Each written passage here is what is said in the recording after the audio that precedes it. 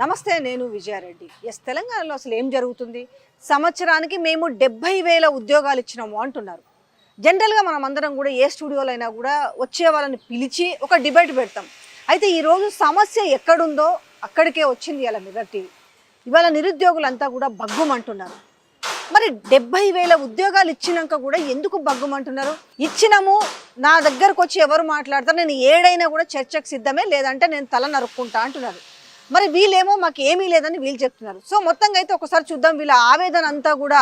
వీళ్ళందరూ కూడా మేనిఫెస్టోలో జాబ్ల గురించి కావచ్చు, నిరుద్యోగ వృత్తి గురించి కావచ్చు, వీటన్నిటి మీద చాలా క్లియర్గా ఉన్నట్టుగా అనిపిస్తున్నారు. మనకంతా కూడా ఇదే చిక్కడపల్లి, ఇక్కడే రాహుల్ గాంధీ వచ్చి ఎలక్షన్స్ ముందు వచ్చి వీళ్ళలో ఒకడై మమేకమై కూర్చొని మీకు ఏ సమస్యలు ఉన్నాయో మేము అన్నీ తీరుస్తాము, 5 ఏళ్ళు సంవత్సరానికి 2 లక్షల ఉద్యోగాలు ఇస్తామని చెప్పారు. ఇప్పుడు కాస్త మరి అదే పీసీసీ చీఫ్ ఏమంటున్నాడు, మేము 5 ఏళ్ళకి కలిసి 2 లక్షల ఉద్యోగాలు ఇస్తామని చెప్తున్నారు. అంటే మేము అదే చెప్పినామంటారు. మరి మేనిఫెస్టో తప్ప? ఇవాళ మేనిఫెస్టోని కించపరుస్తుంటే అంటే మీన్స్ కించపరచడం అంటే ఈరోజు మీరే కించపరుచుకున్నారు బయట వాళ్ళ కంటే కూడా. సో వీళ్ళందరూ కూడా ఈరోజు మేనిఫెస్టోలోని అంశాలను రెడీగా పెట్టుకొని ఉన్నారు. సో ఈరోజు వాళ్ళ బాధ ఏంది, దీనికి ఏమైనా సొల్యూషన్ దొరికే అవకాశం ఉందా? So well discuss. చెప్పండి, అది ఏంటండి? సంవత్సరానికి 70,000 ఉద్యోగాలు మేము ఇచ్చినాము కాదని ఎవరని అంటారా? నేను తల నరుక్కోవడానికి సిద్ధంగా ఉన్నానని చెప్తారు. మీరేమంటున్నారు? ఇవాళ మీరు అన్నీ కూడా దానికి సంబంధించిన కాగితాలు అన్నీ పెట్టుకొని ఇక వాళ్ళు ఏం చెప్పారు, మేమేం మాట్లాడుతున్నాం, మా ఆవేదన ఏందనేసి మీరు చెప్తారు. చెప్పండి ఇప్పుడు స్పష్టంగా. ఆ విధంగా అంత తల నరుక్కుంటున్నాం అంటే మాకందరి కూడా వేదన, అంటే అదొక మనోభావాలు దెబ్బతిన్నాయి. ఎందుకంటే ఇక్కడ ఏ శాఖల ఎన్ని పోస్టులు, ఏ డేటు, ఏ మంతు, ఏ ఇయర్ అనేది ఇదంతా రాజ్యాంగబద్ధ సంస్థ నుంచి పిన్ టు పిన్ మొత్తం పోస్టులు కూడా 58,122 ఉద్యోగాలని అనేది మేము చూపిస్తున్నాం. తల నరుక్కుంటా అని చెప్తుండు కదా, నరుక్కునే ముందర ఒకసారి సూయించి నరుక్కో. అది స్టేట్ ఫార్వర్డ్. మేము ఇక్కడ నుంచి చిక్కడపల్లి సెంట్రల్ లైబ్రరీ వేదిక నుంచి మేము మేము కూడా నిరుద్యోగుల తరఫున మేము కూడా ప్రశ్నిస్తున్నాం. ముఖ్యమంత్రి గారు ఏ శాఖలు ఇచ్చారు, ఏ డేట్లు ఇచ్చారు? నేను ఒకటి అడుగుతున్నానండి, మీరు సవాలు విసరడానికి సిద్ధంగా ఉన్నారు. ఆయన వేసిన సవాల్ని నిరుద్యోగులు మీరే ఏ రాజకీయ పార్టీలో వాళ్ళు స్వీకరించినా కూడా మంచిగా ఉండదు. ఎందుకంటే స్పష్టంగా మీరు నిరుద్యోగ సమస్యతో బాధపడుతున్న వాళ్ళు మీరు. కాంగ్రెస్ పార్టీ అధికారంలోకి తీసుకొని వస్తే మాకు గత ప్రభుత్వం కంటే మెరుగ్గా ఉంటుందని భావించింది మీరు. సో వాళ్ళ కోసం బస్సులు వేసుకొని తిరిగి కాళ్ళ ఏళ్ళబడి ఓట్లు ఏపిచ్చిండ్రి మీరు. ఎందుకంటే మీది మేజర్ పార్ట్ ఉంది. ఈ నేపథ్యంలో సవాలు మీరు విసరడానికి సిద్ధంగా ఉన్నారు. ఆయన సవాలు విసరడం దాన్ని స్వీకరిస్తారా? నిరుద్యోగులందరం కూడా సిద్ధంగా ఉన్నాం. ఆయన సిద్ధంగా ఉంటే మా మాదిరిన ఈ ఊరికే మైకం ఉన్నది ఎన్నో ఊరికే బిగబిగ ఏదో మాట్లాడడం కాదు. మా మాదిరిన ఈ విధంగా ఆధారాలతో వచ్చిండ ఎవిడెన్స్ ఉన్నాయి. ఆయన కాడ ఊరికే ఏదో మాట్లాడి లౌడ్గా ఉద్వేగంతో మంది ఉన్నారు, ఏదో సభ చెప్పాలి. ఇప్పుడు వాళ్ళంతా పగటేసగాళ్ళు పచ్చిగా మాట్లాడాలంటే. ఏదో ఒక ఏషం వేయకపోతే జీవితం గడవదు. మేమేం చెప్తున్నాం అంటే మేము చదువుకున్నాం కాబట్టి ఇది రాజ్యాంగబద్ధ సంస్థ, it is the supreme in our country. అక్కడి నుంచి తీసుకున్నాం. అతను తీసుకోమనండి. ఆ టీజీపీఎస్సీ చైర్మన్ బోర్డు అతను వాళ్ళ దగ్గరనే, ఇప్పుడు వాళ్ళ దగ్గర ప్రభుత్వం వాళ్ళతో డిస్ప్లే చేపియమనండి. ముఖ్యమంత్రి క్యాబినెట్ అందరిని కూడా ఒకసారి ప్రెస్ మీట్ పెట్టి అసెంబ్లీలో చూపించమనండి. ఇప్పుడు మేము చూపిస్తున్నాం కదా, ఆయనను చూపించండి. వాళ్ళు మాట్లాడుతున్నారా? మేము ఊరికే దొంగ మాటలు ఏం చెప్తారు, అన్ని అబద్ధాల మాటలు, జూటా మాటలు వాళ్ళు మాట్లాడుతున్నారా? మేము ఆధారాలతో మేము మాట్లాడుతున్నాం. ఇట్లా దమ్ము ఉంటే నేనేం చెప్తా ఉన్నానంటే మేము కూడా సవాల్ విసురుతున్నాం. మా నిరుద్యోగులు అందరం కూడా, నీకు దమ్ము ఉంటే, చిత్తశుద్ధి ఉంటే, ట్రాన్స్పరెంట్ పాలిటిక్స్ చేస్తే నువ్వు తర్వాత సూయించి నువ్వు తల నరుక్కుంటావా ఇంకేమైనా నరుక్కుంటావా అన్నది అది నీకు. ఒకటండి, 70,000 ఉద్యోగాలు ఇచ్చిన మాట వాస్తవమా కాదా అనేది ఇప్పుడు క్లారిటీ కావాలి. ఇక్కడ ఉద్యోగాలు ఇచ్చిర్రా ఇయ్యలేదా అన్నది మేము ఇక్కడ డేట్లు, మంత్, ఇయర్ అన్ని చెప్తున్నాం కదా మేడం. ఆయన నాలుకతోనే అంటుండు. మీరు ఈ 2 సంవత్సరాలలో ఏ ముఖ్యమంత్రి కానీ, ఇక్కడ ఉన్న ముఖ్యమంత్రి కానీ, క్యాబినెట్ నుంచి కానీ ఏ ఒక్కరైనా ఫలానా శాఖలో ఇన్ని నింపినాం, ఫలానా డేట్లో ఇన్ని నింపినాం అని చెప్పినా, లేకుంటే ఓన్లీ అదే పాట పాడిందే పాట పాస్ పనుల సమ్ డాష్ అని మనం చెప్తా ఉంటాం. 70,000 ఇచ్చినాం అని ఒకరు అంటారు, 60,000 ఇచ్చినాం అని ఒకరు అంటారు, మన వివేక్ సార్ 1,00,000 ఇచ్చినామని సార్ అంటాడు. అంటే ఒక అబద్ధమే రకరకాలుగా మారుతుంది. నిజం ఎప్పుడు చెప్పినా, 1,00,000 సార్లు చెప్పినా, 1,00,00,000 సార్లు చెప్పినా, 1 ట్రిలియన్ టైమ్స్ చెప్పినా నిజం ఒక మాదిరినే ఉంటుంది, ఈక్వల్గా ఉంటుంది. ఎన్ని ఉద్యోగాలు ఇచ్చిరు? అయితే వీళ్ళు అధికారంలోకి వచ్చిన ఇప్పుడు ఎన్ని నెలలు అవుతుంది? ఇప్పుడు ఆల్మోస్ట్ 23-24 నెలలుగా వస్తుంది. ఎన్ని ఉద్యోగాలు ఇచ్చిరు? వీళ్ళు 10,000 ఉద్యోగాలు ఇచ్చారు. డేటా ఉన్నది. మొత్తము మినిస్ట్రీ ఆఫ్ ఎడ్యుకేషన్లో 22,245 పోస్టులు, మినిస్ట్రీ ఆఫ్ అడ్మినిస్ట్రేషన్లో గ్రూప్ 1, గ్రూప్ 2, గ్రూప్ 3, గ్రూప్ 4లో 10,748 పోస్టులు, మినిస్ట్రీ ఆఫ్ రోడ్ అండ్ బిల్డింగ్లో 2,373 పోస్టులు, మినిస్ట్రీ ఆఫ్ హోమ్లో 15,644 పోస్టులు, మినిస్ట్రీ ఆఫ్ హెల్త్లో 7,447 పోస్టులు, మినిస్ట్రీ ఆఫ్ జ్యుడిషియరీలో 12 పోస్టులు, దాని తర్వాత మినిస్ట్రీ ఆఫ్ ఫినాన్స్లో 53 పోస్టులు అనేది శాఖల వారికి ఉన్నది. అదేవిధంగా ఇప్పుడు వీళ్ళు ఇక్కడ శాతాల అంటే పరంగా ఇప్పుడు ఖాళీగా ఉన్నాయా, ఇచ్చినాయి అవి? ఇచ్చినాయి. ఎవరిచ్చిర్రు? ఇవి బీఆర్ఎస్ వాళ్ళు ఇచ్చిర్రు. వీళ్ళు 10,000 పోస్టులు ఇచ్చిర్రు. ఆ 10,000 కూడా వాళ్ళు ఖాళీగా మనం ఓపెన్ గా మాట్లాడుకుంటే 10,000 ఇచ్చిర్రు. At the same time BRS ప్రభుత్వం ఇచ్చినటువంటి ఆ 50,000 చిల్లర ఉన్నటువంటి ఉద్యోగాలలోనే బ్యాక్లాగ్ ఇప్పుడు గ్రూప్ 4 ఉద్యోగాలు ఒక 3,000 దాకా ఉన్నాయి. దాని తర్వాత గురుకులా కూడా 3,000 దాకా వాళ్ళు బీఆర్ఎస్ వాళ్ళు ఇచ్చిన నియామక అంటే వాళ్ళు ప్రకటన విడుదల చేసిన నోటిఫికేషన్లలో అవి మిగిలి ఉన్నాయి. దాని తర్వాత కానిస్టేబుల్ స్థాయిలో కూడా మిగిలి ఉన్నాయి. గ్రూప్ 4 గురుకులా ఇవన్నీ చూస్తే మోర్ దెన్ 10,000 పైన ఉన్నాయి. అంటే వీళ్ళు ఇచ్చింది ఏంది, వాళ్ళు ఇచ్చిన దాంట్లోనే భర్తీ చేయలేక ఉన్నాయి, ఫిల్ఫిల్ చేయలేదు. వీళ్ళు స్పష్టంగా వీళ్ళు వచ్చిన ఈ 23-24 నెలల కాలంలో వీళ్ళు నోటిఫికేషన్ ఇచ్చిన ఎన్ని అసలు ఇప్పుడు ఫిల్ చేసినవి అన్ని ఇన్నని చెప్తున్నారు కదా. గతంలో బీఆర్ఎస్ ప్రభుత్వంలో ఇచ్చినవి దాదాపు ఆల్మోస్ట్ 58,000 ఏమంటారు. వాళ్ళే నోటిఫికేషన్ ఇచ్చారు, పరీక్ష పెట్టారు, దిద్దిరు. నియామక పత్రాలు మాత్రం కాంగ్రెస్ పార్టీ ప్రభుత్వం వచ్చినాక ఇచ్చారు అన్నది అందరికీ తెలిసిన సత్యమే. కానీ కాంగ్రెస్ పార్టీ ప్రభుత్వం వచ్చినాక వీళ్ళు నోటిఫికేషన్ ఇచ్చి, వీళ్ళు పరీక్ష పెట్టి, వీళ్ళు పేపర్లు దిద్ది, వీళ్ళు రిజల్ట్ ఇచ్చి, వీళ్ళు ఆ నియామక పత్రాలు ఇచ్చినవి ఎన్ని? 10,000 ఇచ్చారు. 10,000 ఇచ్చారు. డిసెంబర్ 2023 వీళ్ళు అధికారంలోకి వచ్చింది ఎలక్షన్లు అయిపోయిన తర్వాత. అప్పటి నుంచి మనం 2024 తీసుకుంటే ఇక్కడ డిఎస్సిలో 5,973 పోస్టులు ఇచ్చారు. ఒక 60 అంతమందికున్న 509కు అడిషనల్గా గ్రూప్ 1 పోస్టులు ఒక 60 పోస్టులు ఇచ్చారు. ల్యాబ్ టెక్నీషియన్ పోస్టులు 1,284 పోస్టులు సెప్టెంబర్ 11, 2024. నర్స్ పోస్టులు 2,050 సెప్టెంబర్ 18, 2024. ఫార్మసీకి సంబంధించి 633 పోస్టులు సెప్టెంబర్ 24, 2024 సంవత్సరం. అసిస్టెంట్ ప్రొఫెసర్లు మెడికల్ సెక్టార్లో 607 పోస్టులు జూన్ 29, 2025 కాంగ్రెస్ ప్రభుత్వం అధికారంలోకి వచ్చినాక. ఇవి కేవలము వీళ్ళు ఇచ్చినటువంటి 10,000 పోస్టులు. ఇవి క్లియర్ గా చెప్తాను. సో అయితే ఈ నిరుద్యోగులందరూ కూడా గత ప్రభుత్వంలో ఇంకా ఉద్యోగాలు మేము నిరుద్యోగ సమస్యతో ఉన్నాము, కాంగ్రెస్ పార్టీ ప్రభుత్వము సంవత్సరానికి 2 లక్షల ఉద్యోగాలు ఇస్తారని చెప్పడంతో పాపం నిరుద్యోగులు ఒక కంకణం కట్టుకున్నారు. కాళ్ళకు చెప్పులు అరిగేలాగా తిరిగారు. నిజంగా చెప్పులు పక్కన పెట్టిన కాళ్ళు అరిగేలాగా తిరిగిరు. పత్తి సేలు కావచ్చు, వరిసేలు కావచ్చు, కంది సేలు కావచ్చు, ఏడ ఉన్నా పోయి వాళ్ళ కాళ్ళ ఏలబడి కాంగ్రెస్ పార్టీని గెలిపించుకొని ప్రభుత్వంలోకి తీసుకొచ్చుకుంటే మీ కొడుకులకు జాబులు వస్తాయో, లేకపోతే మీ మనమళ్ళకు జాబులు వస్తాయో, మీ తమ్ముళ్ళకు జాబులు వస్తాయో, ఇట్లా మొత్తంగా పాపం వీళ్ళు చాలా కాళ్ళ వేళ్ళ పడ్డారు. బట్ ఇవాళ మరి పరిస్థితి ఏమైంది? వాళ్ళు కోరుకున్నట్టుగానే అధికారంలోకి వచ్చింది. మరి ఇక్కడ సంవత్సరానికి 2 లక్షల ఉద్యోగాలు అన్నారు. ఆల్రెడీ 70,000 ఉద్యోగాలు ఇచ్చినామనేమో రేవంత్ రెడ్డి చెప్తున్న నేపథ్యంలో ఎందుకు ఇప్పుడు ఏమి తేడా వచ్చిందనే విషయం కనుక్కుందాం. చెప్పండి, మీరు మీ పేరు, మీరు నాకు తెలిసి మీరు బస్సు యాత్ర చేసిరు, ఓటు వేయండి, మనకు సంవత్సరానికి 2 లక్షల ఉద్యోగాలు వస్తాయి, మన బతుకులు బాగుపడతాయి అని చెప్పేసి మీరు కాళ్ళ వెళ్ళబడి వాళ్ళతో ఓటు వేయించారు కదా. ఇప్పుడు ఏమైంది? మీరు ఎందుకు ఇప్పుడు ఎగెనిస్ట్ అయ్యారు? ఇప్పుడు నా పేరు ఇంద్రనాయక్, బస్ యాత్ర కారకులు. ఎక్కడ మీది? నల్గొండ నాగార్జున సాగర్. Yes, Janareddy constituency. ఏం చేసిరు అప్పుడు చెప్పండి. గత ప్రభుత్వంలో ఉన్నప్పుడు మేమందరం, నేను ఒక్కనే కాదు, నాతో పాటు జనార్దన్ అన్న ఉన్నాడు, చంద్రశేఖర్ అన్న ఉన్నారు, మధురు కుమార్ ఉన్నారు.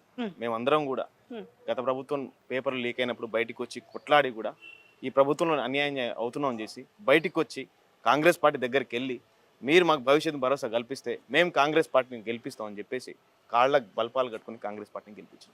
బస్సు తీసుకొని ఎలా ఆదిలాబాద్ టు ఖమ్మం తిరిగిండ్రు మొత్తం.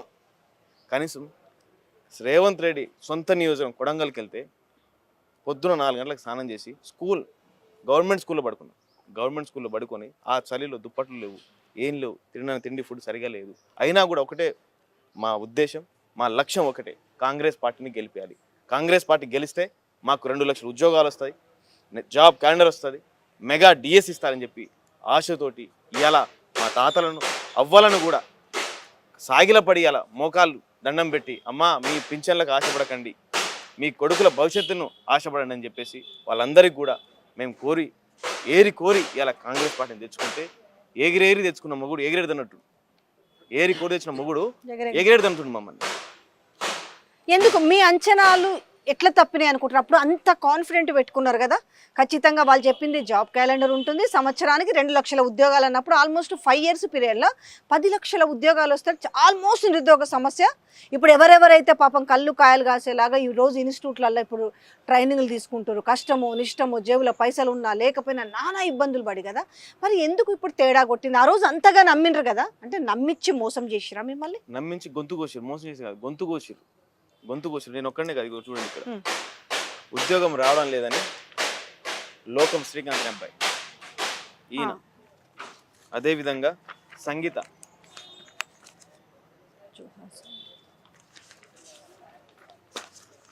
బండారి కుమారస్వామి, రీసెంట్ మొన్న బండారి కుమారస్వామి, సోము కృష్ణ, శంకర్. అంటే ఈ కాంగ్రెస్ గవర్నమెంట్ అధికారంలో వచ్చిన తర్వాత ఇప్పుడు ఇవన్నీ మీ దగ్గర ఉన్న చిట్టా, వీళ్ళందరూ కూడా ఉద్యోగం కోసం ఎదురు చూసి. అవును, అంటే నిరుద్యోగులు దాదాపు 15 మంది 12 మంది చనిపోయారు, 12 నుంచి 15 మంది. ఓన్లీ కాంగ్రెస్ పార్టీ నమ్మినాం మేము. కాంగ్రెస్ పార్టీ వస్తే 2 లక్షల ఉద్యోగాలు వస్తాయని నమ్మినాం.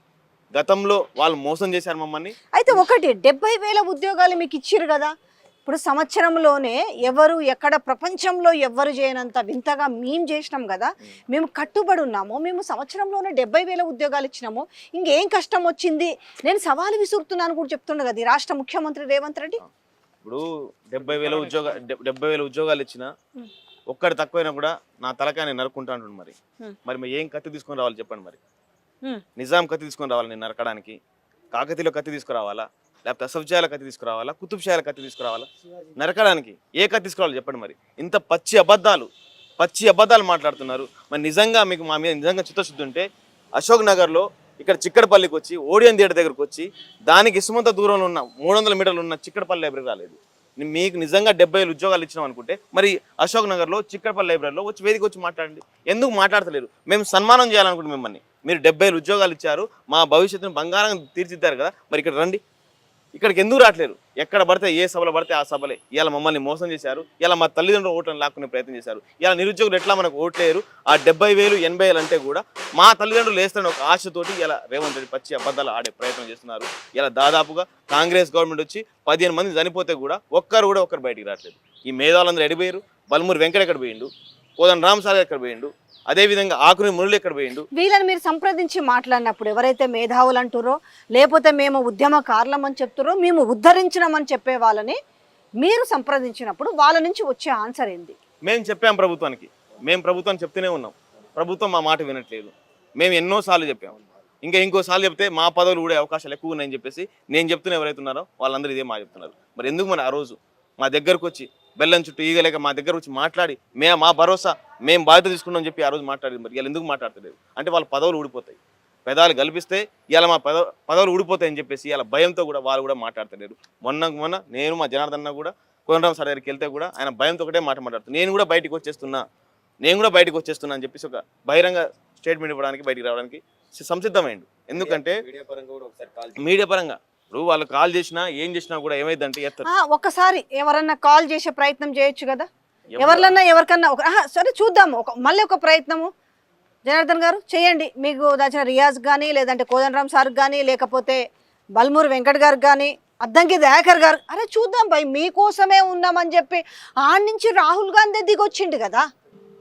కలుస్తుంది కోదండరామ్ సార్. కోదండరామ్ గారికి ఫోన్ చేస్తే ఎత్తట్లేదా? మేడం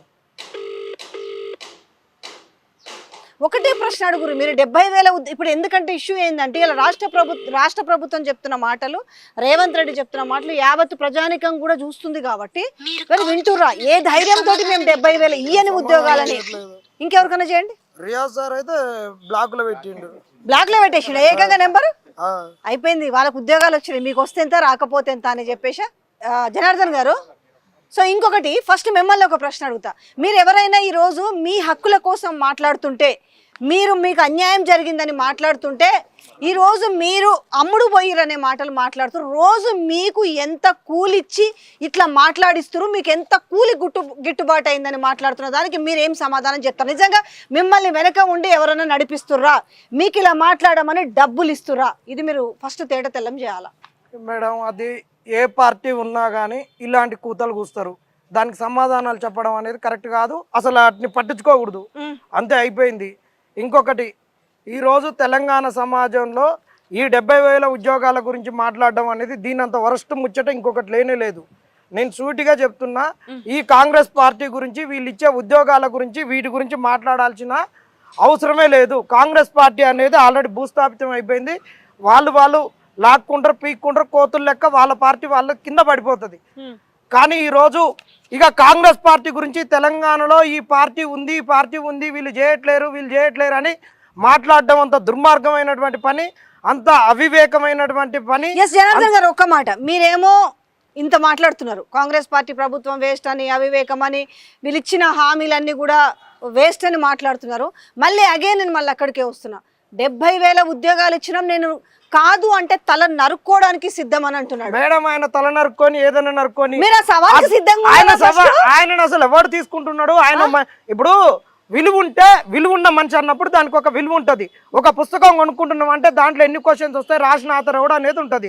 ఇప్పుడు రేవంత్ రెడ్డి ఒక కటిక పని చేస్తున్నాడు, ఒకరోజు పేగులు మెడకేసుకుంటున్నాడు, ఒకరోజు పాయింట్లలో తొండలు తోలుతున్నాడు.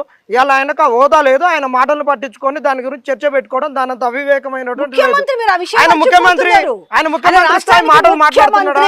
ఆయన ముఖ్యమంత్రి అయితే కావచ్చు, ఆయన ముఖ్యమంత్రి స్థాయి మాటలు మాట్లాడుతున్నారా? ఇవాళ తల్లి స్థాయి పాత్ర పోషిస్తున్నారు. ఒక్కొక్కరు తల్లుల పిల్లలు నమ్ముతారు. అలాంటి తల్లుల గురించి మనం మాట్లాడుకుంటామా? అలాంటి ఒక విలువలేని ముఖ్యమంత్రి మాట్లాడిన మాటల గురించి ఇలా మాట్లాడుకోవడం ఎందుకు? ఇవాళ ప్రపంచానికి నిన్న కాక మొన్న వచ్చినటువంటి ఒక పెను ప్రమాదం గురించి మాట్లాడుకోవాలి, ఇవాళ ఉపాధి గురించి మాట్లాడుకోవాలి. ఇవాళ రేవంత్ రెడ్డిని కాదు, వీటన్నిటిని పక్కన పడేయాలి. ఈరోజు 2 అంశాలు అత్యంత కీలకమైనటువంటివి. ఇలా తెలంగాణ సమాజం కానీ, ఈ రోజున్న ప్రతిపక్షాలు కానీ అన్ని ఇలా ఎంత వేగంగా స్పందించాలంటే అంత వేగంగా స్పందించాల్సినటువంటి పని. ఆంథ్రోపిక్ ఏ వచ్చినాక ఈరోజు ఒకవైపు ఇవాళ సాఫ్ట్వేర్ రంగంలో ఉన్నటువంటి 3 లక్షల కోట్లు అనేటటువంటిది ఇవాళ స్టాక్ మార్కెట్లు క్రాష్ డౌన్ అయినాయి. వరల్డ్ వైడ్గా ఇవాళ స్టాక్ మార్కెట్లు అన్ని క్రాష్ డౌన్ అయినాయి. ఇంకొక 6 నెలల్లో అసలు ఏ జాబ్స్ ఉండవు. ఇలా సాఫ్ట్వేర్లో ఉన్న వాళ్ళందరూ బయటకు వచ్చేస్తారు. ఇవాళ కొత్త ప్లాట్ఫామ్ ఉద్యోగాలు వచ్చేటటువంటి పరిస్థితి లేదు. ఇవాళ సర్వీస్ సెక్టార్లో హైదరాబాద్ నుంచి ఎక్కడో ఆస్ట్రేలియాలో ఉండి రోబోటిక్ సర్జరీ చేసిరు. ఇలాంటివన్నీ వస్తున్నప్పుడు ఇవాళ 70,000 ఉద్యోగాలు గవర్నమెంట్ సెక్టార్ గురించి కాదు, గవర్నమెంట్ సెక్టార్లు కాకుండా ప్రైవేట్ సెక్టార్లో ఎలాంటి ఉద్యోగాలు కావాలి, ఎలాంటి మ్యానుఫ్యాక్చరింగ్ సెక్టార్ కావాలి. ఒకప్పుడు రాజశేఖర్ రెడ్డి ఉన్నప్పుడు క్వాల్కమ్ అనే కంపెనీని ఎంబెడెడ్ సిస్టమ్స్ని తీసుకొస్తాను పెట్టినటువంటి దాన్ని ఇవాళ ఎక్కడికి పంపించారు? ఇవాళ సర్వీస్ సెక్టార్ ఉండదు. ఇంకొక 6 నెలల్లో తెలంగాణలో మేము కాదు, అశోక్ నగర్లో ఉన్న వాళ్ళం కాదు సచ్చేది, సాఫ్ట్వేర్ రంగంలో ఉన్న వాళ్ళు చచ్చిపోతారు. ఎందుకు చచ్చిపోతారు అంటే ఇవాళ 2 లక్షలు 3 లక్షలు తీసుకునేటటువంటి వాడు రేపో ఎల్లుండో పింక్ స్లిప్ తీసుకుంటే వాని ఈఎంఐ ఎడిపోతుంది, వాని ఇల్లు ఈఎంఐ ఎడిపోతుంది, బైక్ ఈఎంఐ ఎడిపోతుంది, కారు ఈఎంఐ ఎడిపోతుంది. ఇలాంటి పరిస్థితులలో ఇంకా ఉపాధిని ఏ విధంగా కల్పించుకోవాలని దీని గురించి మాట్లాడాలి ఈ సమాజం. కరెక్టే, కానీ ఈ సమాజం ఇప్పుడు స్పందించే పరిస్థితుల్లో మీకు కనిపిస్తుందా? మీరు ఇప్పుడు ఈ చిక్కడపల్లి లైబ్రరీ దగ్గర పడిగాపులు కాసుకొని రోజు మీరు ఈ సమస్యని రోజు ఎలివేట్ చేస్తారు, కానీ ఎక్కడ ఉన్నది అక్కడే ఉంది కదా. ఎట్లా దీన్ని ఇంకోటి చెప్పాలన్నా, ఈ మున్సిపాలిటీ ఎన్నికల వేళ మేము గనక ఇదే ఈయనకు మాట్లాడుతుంటే ఆయన ఏమనుకుంటున్నాడు తెలుసా? తిట్టినా కానీ మా పార్టీ అనేది మైలేజీలోకి వస్తుంది, చర్చలోకి వస్తుంది, మేము ఇచ్చినాం అని చెప్పుకునేటట్టు వీళ్ళే మైలేజ్ ఇస్తారు అనేది వాళ్ళు అనుకుంటున్నారు. కాబట్టి మేము ఒకటే చెప్తున్నాం, కాంగ్రెస్ పార్టీ అవుట్డేటెడ్. దానిని ఏ విధంగా వచ్చే ఎన్నికలలో ఓడగొట్టాలనో ఆ పార్టీ ఏ విధంగా రాదో మాకు క్లారిటీ ఉంది. ఇంకొకటి ఏంటంటే ఓటు చేయాల్సిన అవసరం లేదు, సెంట్రింగ్ పాతకు ముందే కూలినట్టు.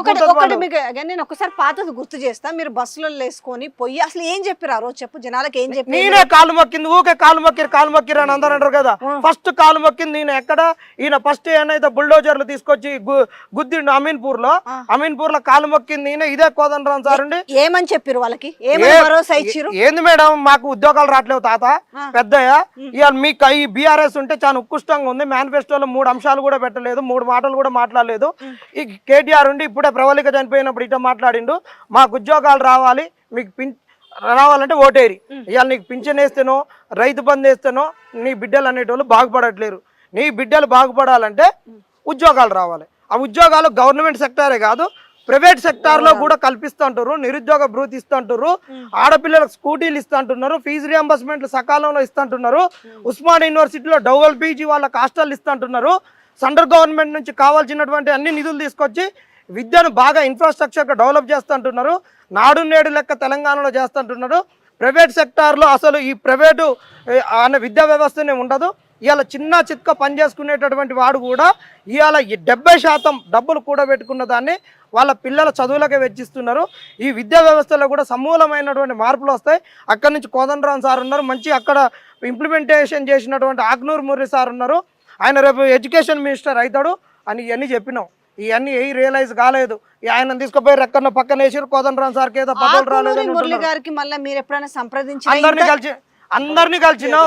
ఇది 2 సంవత్సరాల నుంచి ఆగ్నూరు మురళి మూత ఎక్కడ పడ్డది, కోదండరాం ఎక్కడ తెచ్చిండు, ఆల్దాద్ జానా ఎక్కడ తెచ్చిండు, శ్రీధర్ బాబు ఎక్కడ పోయిండు, రియాజ్ సమాధి ఎక్కడ కట్టిర్రు, ఇవన్నీ మాట్లాడుతున్నాం. వాళ్ళకి సమాధులు కట్టినాం, దింపుడు గల్లాలు చేసినాం, తద్దినాలు చేసినాం, పిండాకూర్లు పెట్టినాం, అన్ని పెట్టినాం. ఇవన్నీ పెట్టినాక ఇంకెందుకు వాళ్ళ గురించి అవసరం లేదు. మరి ముందుకు ఎట్లా పోవడానికి ముందుకు కూడా అదే సొల్యూషన్ చెప్తున్నాం. ఒకటే సొల్యూషన్. ఇలా నిరుద్యోగులు ఒక్కళ్ళు కొట్లాడితే అయ్యేది కాదు. ఇవాళ మీరు వానికి కాంగ్రెస్ వానికి కోటేసిర్రు, మీ కర్మకు మీరే బాధ్యులు అన్నట్టు కాదు. ఇవాళ తెలంగాణ సమాజంలో ఉన్నటువంటి అందరూ కూడా ఉద్యమకారులు బయటికి రావాలి. ప్రతిపక్షాలు కూడా దీన్ని సీరియస్గా తీసుకోవాలి. ఇవాళ ప్రతిపక్షాలు కూడా 75 ఉద్యోగాలు దీని చుట్టే తిరుగుతున్నారు. ఇంత పెనుముప్పు ఉన్నప్పుడు వాడు ఇయ్యలేదు. మా గాయంలో కూడా ఇంత నిరుద్యోగిత పెరిగింది. ఇది ఒక సామాజిక సమస్య. తెలంగాణ ఉద్యమంలో నీళ్లు నియామకాలలో ఇంతవరకు నియామకాల గురించి అసలు సరిగ్గా చేయలేదు. తప్పైనందుకు పిల్లలు ఒడగొట్టిర్రు. దీని గురించి ఏం చేద్దాం? అన్ని పార్టీలు కలిసి ఆల్ పార్టీ మీటింగ్ ఎందుకు పెట్టి తెలంగాణలో నిరుద్యోగిత అంశాన్ని పారదోలడానికి, వస్తున్నటువంటి టెక్నాలజీ పరంగా వస్తున్నటువంటి సవాళ్ళను ఎదుర్కోవడానికి ఈరోజు సమాజం ఎందుకు ముందుకు రాదు? ప్రతిపక్షాలు ఎందుకు ముందుకు రావు?